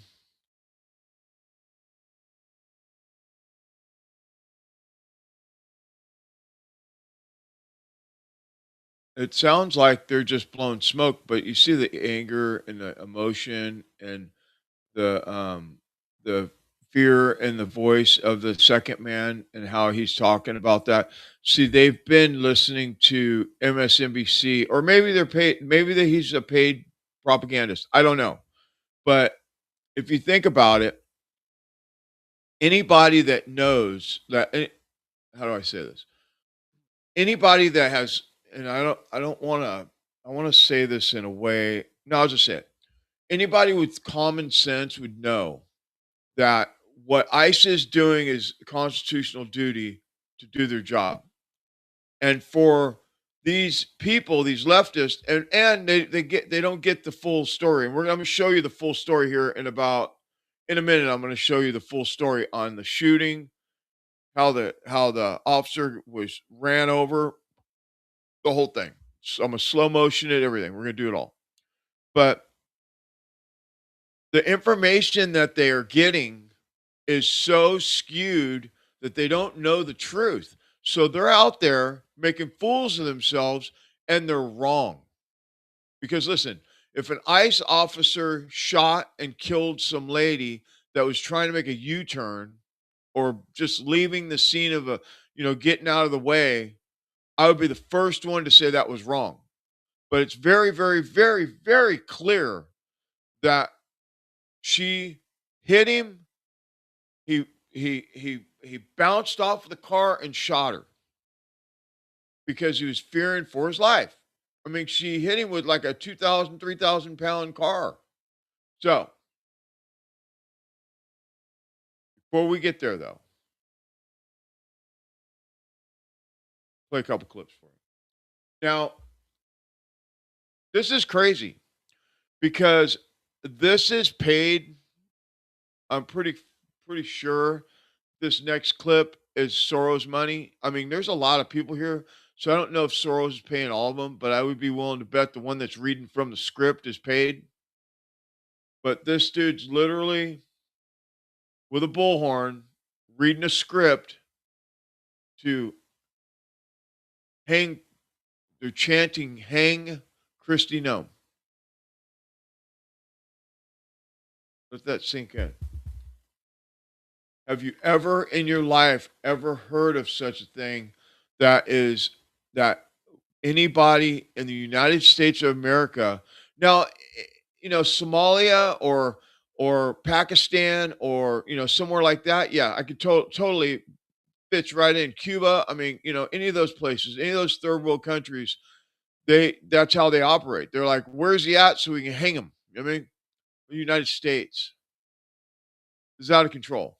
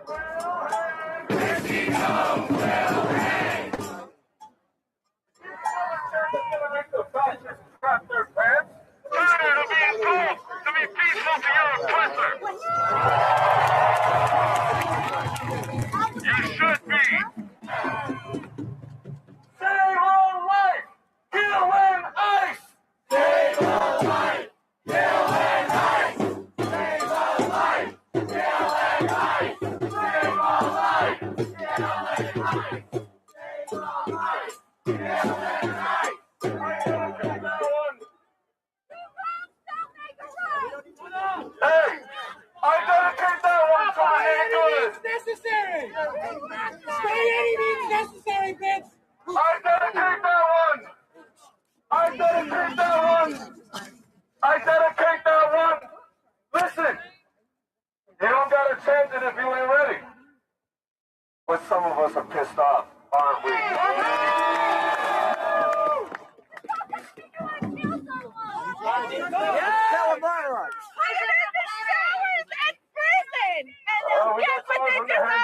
over here. I dedicate that one to Renee Good. When I say Renee Nicole Good, you say presente. Renee Nicole Good. Presente. Renee Nicole Good. Presente. We are going to say that. If I may, let us not say her name. Because say her name is for members of marginalized communities whose deaths are forgotten. Thank you. Fucking hell. Nobody forgetting Renee Good. She has achieved the highest honor a white person can achieve. Race traitor. Do you have a job? Do you have a job? Shame! I'm getting paid right now! Shame! Shame! Shame! Shame! Do you have a job? Do you have a job? Shame! Shame! I'm getting paid right now! Shame! Shame! I played that twice because I wanted you to hear what she said because it's kind of hard to hear what she's saying. I'm getting paid right now. And the guy reading from the script, it's clear that, what they do is they pay these people, cash money to do this. They go out and they get all the troops rallied up, and then they have a speech and they talk about blah blah blah. It went on for another 3 or 4 minutes. I wasn't going to bore you with the rest of it. It's all the same stuff. I mean, it's all the propaganda. But now, what I was saying before was important because this is why. If you listen to Anderson Cooper or one of these other hosts from CNN or MSNBC, you're getting, clips that are cut down. They just put the part that they want you to see. Or, it's all propaganda. So if you're like a leftist and you found this channel, I want to encourage you to see some truth here because we're going to show you like really what happened. We're going to show you how they lie to you, and we're going to show you how what the truth is.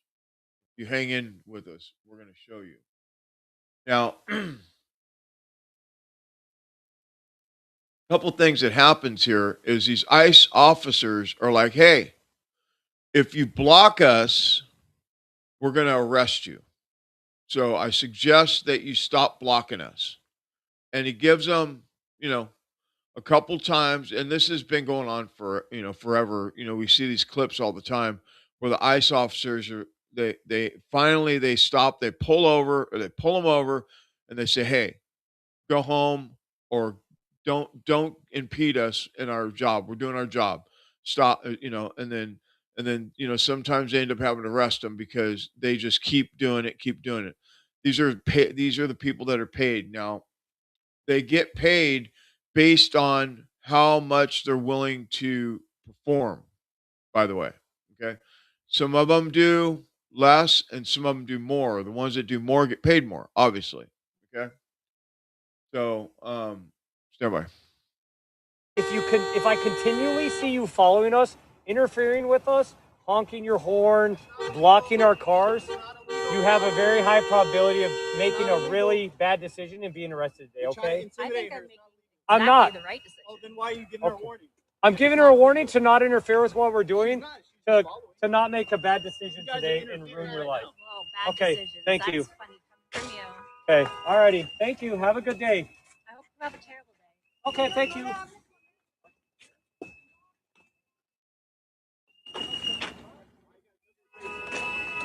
Hold on.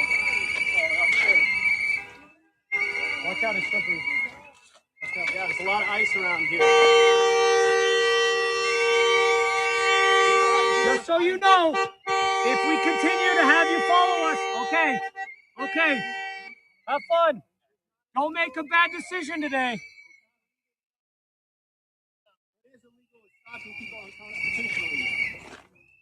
Don't interfere. So yeah, they're like, hey, you have an opportunity here to get back. If you don't, we're going to arrest you. I mean, and that's right. I mean, it's like in what world are the American people allowed to, get in the way of an officer doing his job? This shit's crazy. This is wild. All right. So,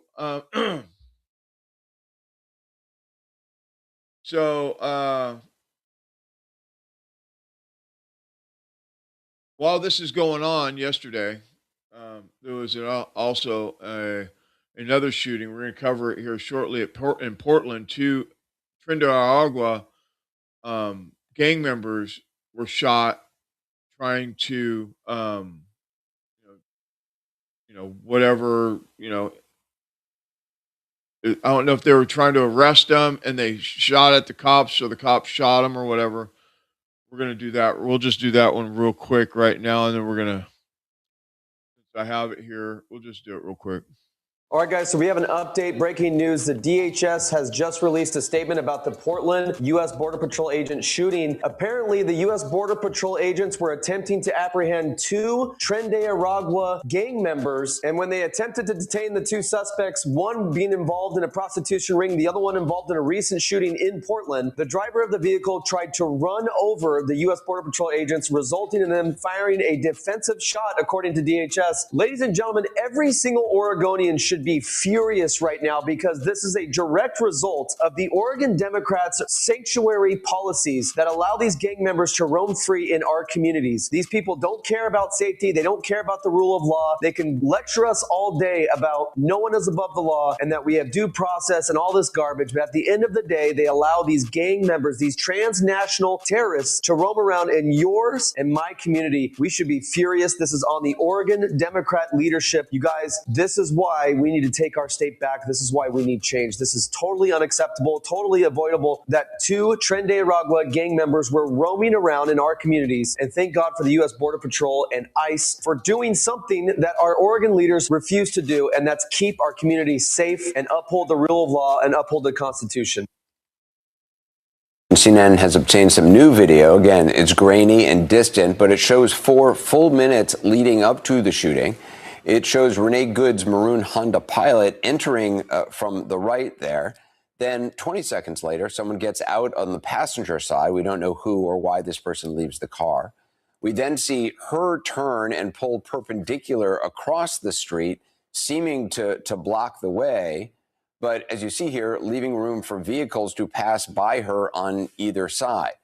Finally, there's this new angle of the federal officer who shot her. He arrives. Another federal SUV pulls up. As the ICE officer briefly goes back to his car, then he returns, and with another agent grabbing at her door, she starts to move forward. Again, it's hard to see from this angle, followed by 3 gunshots in quick succession. 4 minutes in all from start to finish. But for all the video that may reveal, it says nothing about why Renee Good was where she was or what she was doing there. And it's not all we don't know. Somehow, the administration, without offering any evidence, seems terribly certain about who this woman is and what motivated her. But it strikes me that CNN has obtained some new video. Again, it's grainy and distant, but it shows 4 full minutes leading up to the shooting. It shows Renee Good's maroon Honda Pilot entering from the right there. Pay attention then to where 20 he, seconds later, someone gets hit. out on the passenger side. We don't know who or why this person leaves the car. We then see her turn and pull perpendicular across the street, seeming to block the way. But as you see here, leaving room for vehicles to pass by her on either side. Finally, there is this new angle of the federal officer who shot her. He arrives. Another federal SUV pulls up. As the ICE officer briefly goes back to his car, then he returns, and with another agent grabbing at her door, she starts to move forward. Again, it's hard to see from this angle, followed by 3 gunshots in quick succession. 4 minutes in all from start to finish. But for all the video that may reveal, it says nothing about why Renee Good was where she was or what she was doing there. And it's not all we don't know. Somehow, the administration, without offering any evidence, seems terribly certain about who this woman is and what motivated her. What young mother shows up and decides they're going to throw their car in front of ICE officers who are enforcing legitimate law?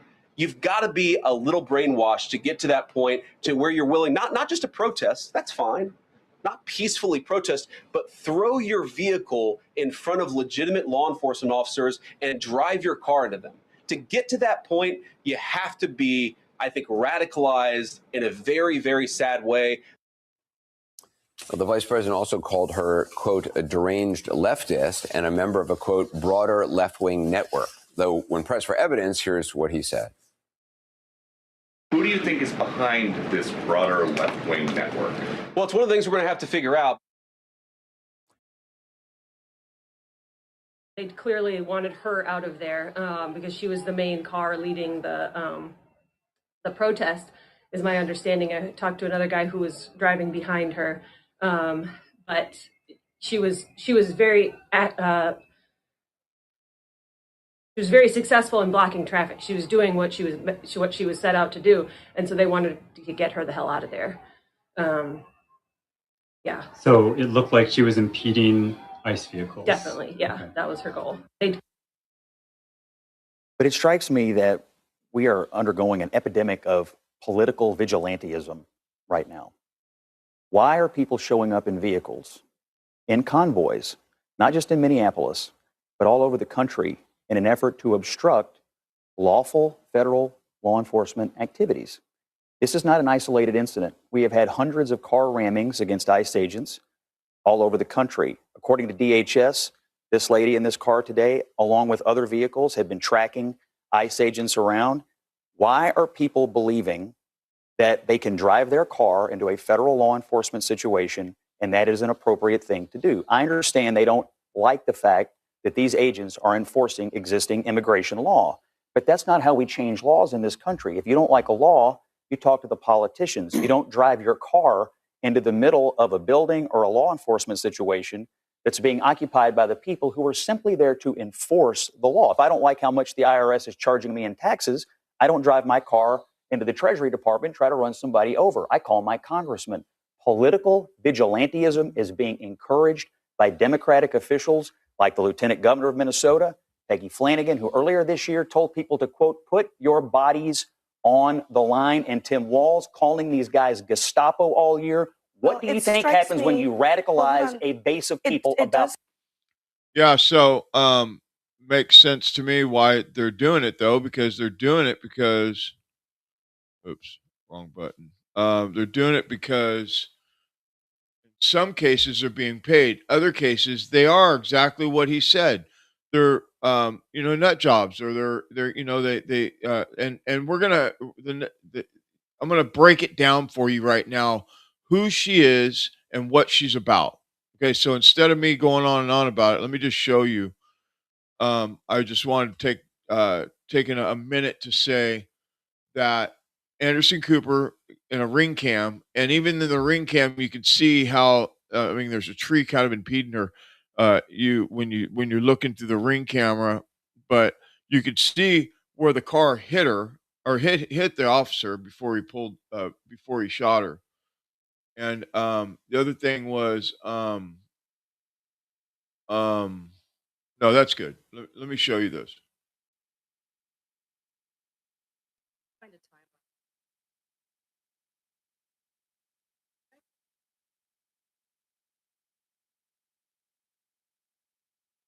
Because she absolutely did.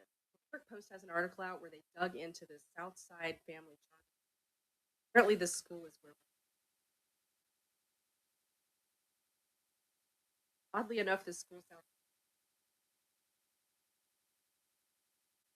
bashed focus. No, really, this is straight from their website. Integrate social justice to every grade level. Tell us power and help. Hired last month. So the article goes on to say.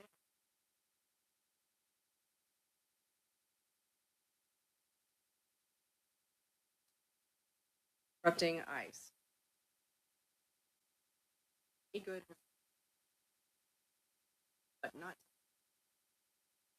ICE Watch group apparently a lot more organized, a lot more radical.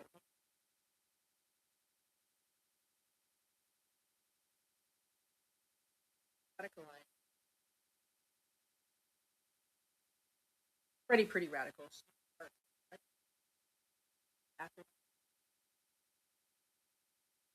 Back down to Minneapolis. This ended up at Berkeley.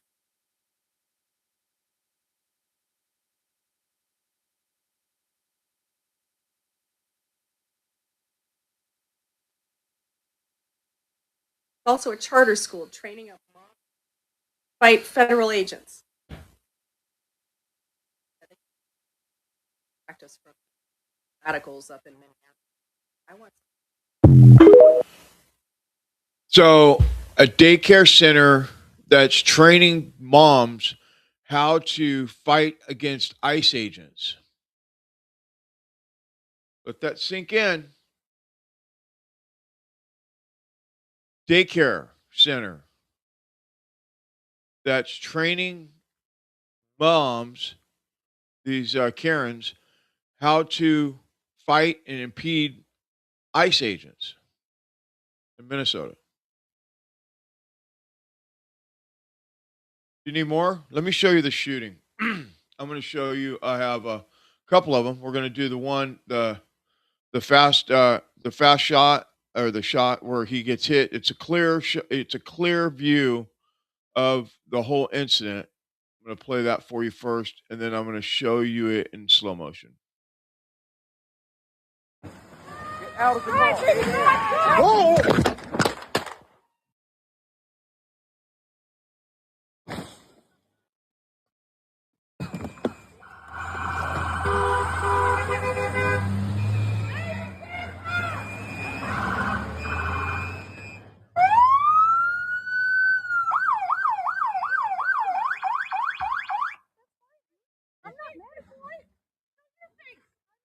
It's okay, we don't change our plates every morning, just so you know.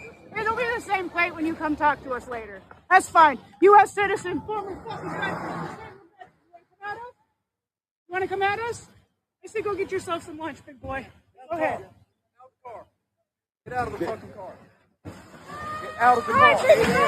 Whoa!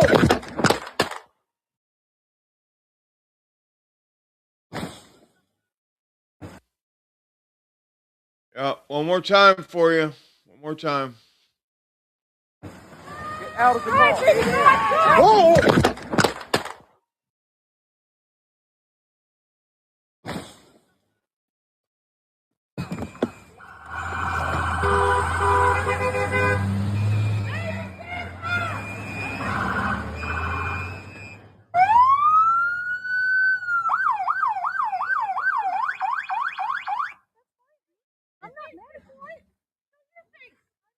It's okay, we don't change our plates every morning, just so you know. It'll be the same plate when you come talk to us later. That's fine. U.S. citizen, former fucking guy. You want to come at us? I say go get yourself some lunch, big boy. Go ahead. Get out of the fucking car. Get out of the car. Whoa!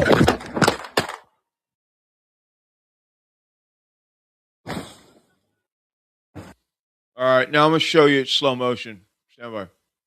Get out of the car. Out of the car. Out of the car. Out of the car. Out of the car. Whoa!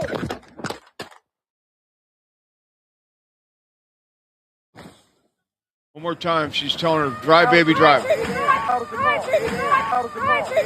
Out of the car. Out of the car. Whoa! So that's dash cam body cam footage right there.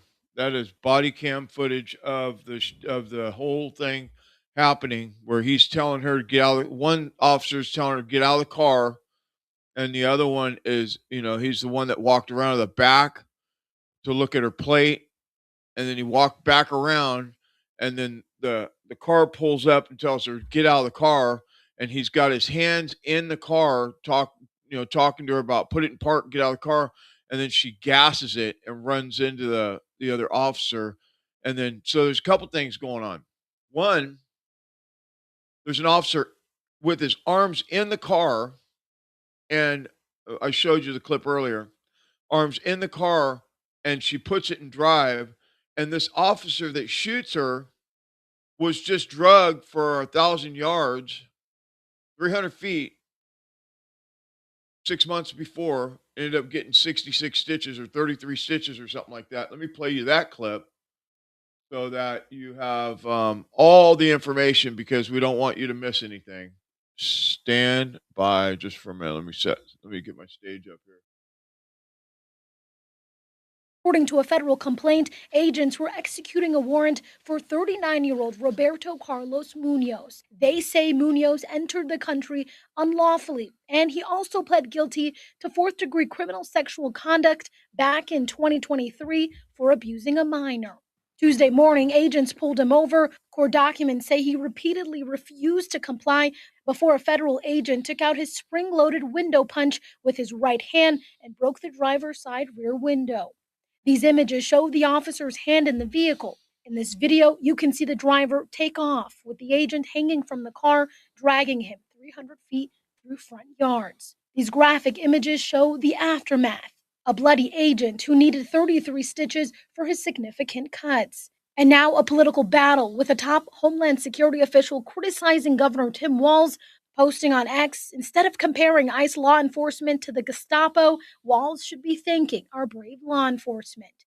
The Department of Justice says a request for Munoz to be held after that 2022 arrest was, quote, not honored by local authorities, and Munoz was released.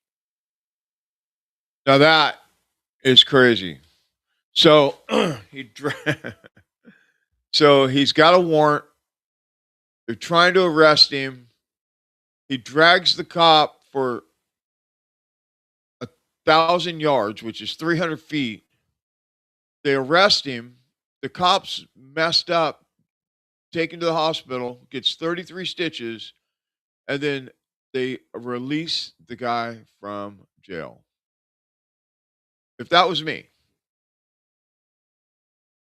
I would still be in jail. Okay? They wouldn't let me out. But for some reason, they're letting these illegal aliens out of jail. Crazy times, man. We are in fucking crazy times right now. We're in some real crazy times, okay? It's just the truth. We're in crazy times, and until we get a hold on this, we're looking at really tough times ahead here. So I would suggest that everything that you do, you're paying attention to your surroundings. I know currently it's directed towards ICE agents, but listen, it's going to shift very soon to whites and women, and you know how it goes. Remember 2020? It started off with they were mad at the cops for killing the fentanyl dude that died from fentanyl poisoning, and then they turned it into this big old thing, and then they started going after people in the community, white people, and whatever. So this is where we're at. This is just where we're at. Let's see. I have one more I want to play on my way out. I'm gonna play this clip because if this hasn't got you on the edge of your seat yet, I'm sure when you hear this, it's gonna probably be the one that sends you over the edge because of what is being said here. I mean, I want you to think about all the things that they're doing in our country right now, and in these cities, or these blue cities, or these blue counties, or these blue areas, and what they're saying right here. This is shocking information. Ms. Rarick, you spoke about the retaliation that many have experienced in light of trying to expose the fraud and the corruption happening in Minnesota. Can you speak more to that and what people are experiencing when they try to sound the alarm on what's happening?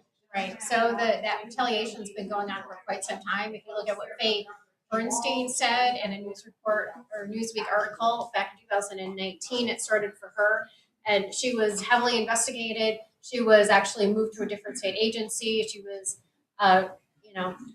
retaliated against in every kind of way you can think.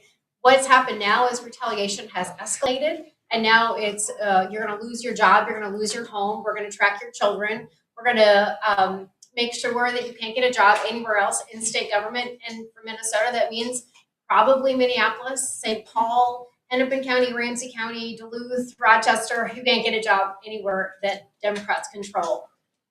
That's pretty terrifying. Do you think that's going to prevent people from continuing to speak out on the issue? Well, we are really hoping that with all of this light on it and, telling people that this is the retaliation, that if something like that does come to fruition, right now it's threats, although some people have been fired, that they have a little bit more ability to speak up and speak to us, and that we can cover them in that way. But it's been really, really bad, and it's been bad for quite some time. Crazy. So if you go against the fraud and you are a whistleblower about the fraud that you see inside of a building or whatever, they blackball you. You can't get a job anywhere in the state. You have to end up moving out of the state because you can't even get a job if you say, hey, yeah, I know that they've been given, Somalians, billions of dollars, under the term of, whatever they call it, daycare, right? It's just crazy. Now I have this I don't know if this is a Q-tard or whatever. I was kind of got the idea that this might be something like that, but this dude is out there in Minnesota with all these leftists, doing their signs and parades and all their propaganda and all this stuff, and he's out there telling them off and calling for violence from the right. So I just thought that we just go ahead and play it anyway. I was not going to, but I'm just gonna play it, man, and make your own judgment about this. But I mean, at first I was like, "What is this?" And then after I looked at it, I was like, "Oh, this is like a QAnon person or something talking about the storm is coming." So this is gonna be good. Stand by. You ain't bouncing me, bitch. We should go, man. We should go. Let's go. Let's go. Grab his arm. Keep your fucking hey. This is a woman, but you will get hurt, buddy. Keep your fucking hands to yourself. Let's go, man. Keep your fucking hands. We're nonviolent. Let's go. We're nonviolent. Let's go. It's peaceful. Let's go. We're saying peaceful. Let's go. Hey, Let's go. Patriots, get out of here. We need some backup, boy. We need some backup, boys. This is peaceful. We're peaceful. We're peaceful. Walk away. Everybody back up. Everybody back up. Don't hurt anybody. Don't hurt anybody, and there won't be a problem. That's what we're trying to do. Don't assault people. See this, guys? We will not back down. We will not surrender. These people will not continue to intimidate us in our country. The storm is here. When we come, one, we go all. No one can stop what is coming. Get here, guys. We need you in Minnesota. These people are fucking terrorists.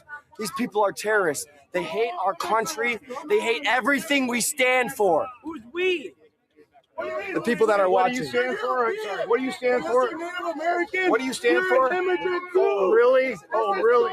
Oh, what a pretty guy. This is conquered land. This is conquered land, buddy. That doesn't make any sense. This is conquered land. Patriots, get out of here. We need to back up. Answer yourself or you're going to get hurt today, all right? We executed one of you yesterday. We executed one of you yesterday. You understand that? Don't cover him. Don't feed the trolls. Don't feed the trolls. Don't give them the press.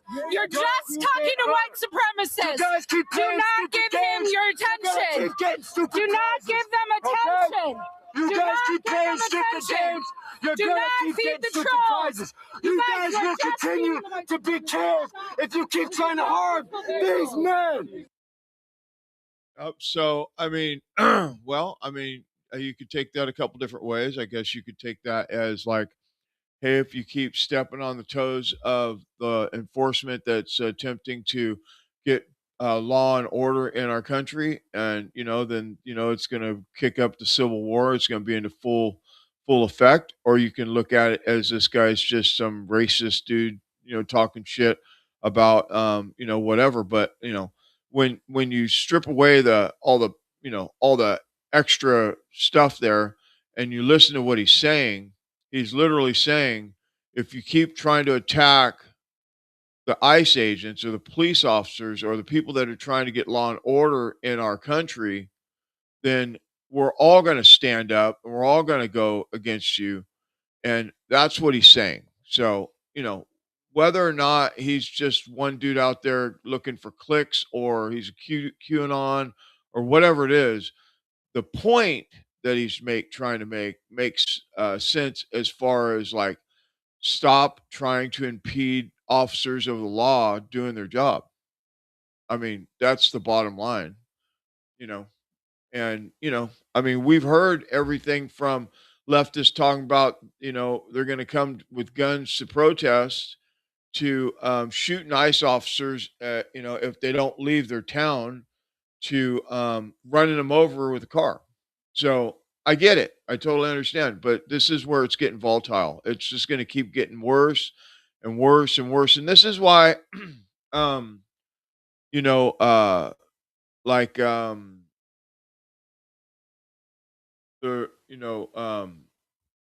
that's why the people that were out here during 2020, um, you know, trying to protect the right wing media and the people that were trying to get law and order and that were protesting against the shots and all that stuff. Because remember, that's what was also going on at the same time as George Floyd's death. They were also talking about a stolen election, right? And you had these groups that were out there, doing their best to to keep Antifa and Black Lives Matter from attacking people. And this is what's coming.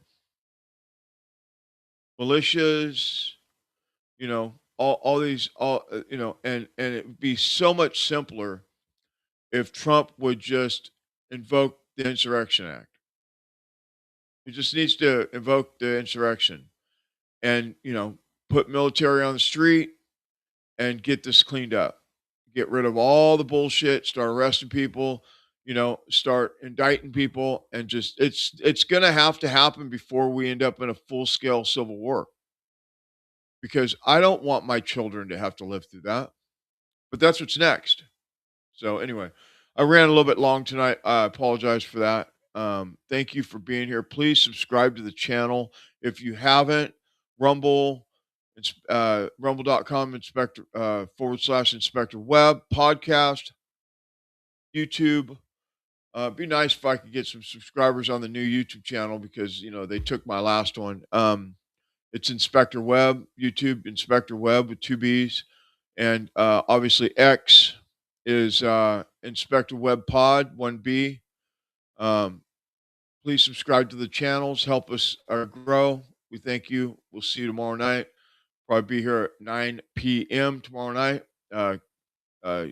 Pacific Standard Time, so California time. And God bless everybody. Be safe out there, man. Just be safe. If you have any, let me put this up here real quick for a quick second. I'll just throw my email up here real quick. It's john@inspectorweb.com. If you have any tips for me or anything like that, please send them to me. I really do appreciate it. All the help I could get is greatly appreciated. God bless everybody, and we'll see you tomorrow night.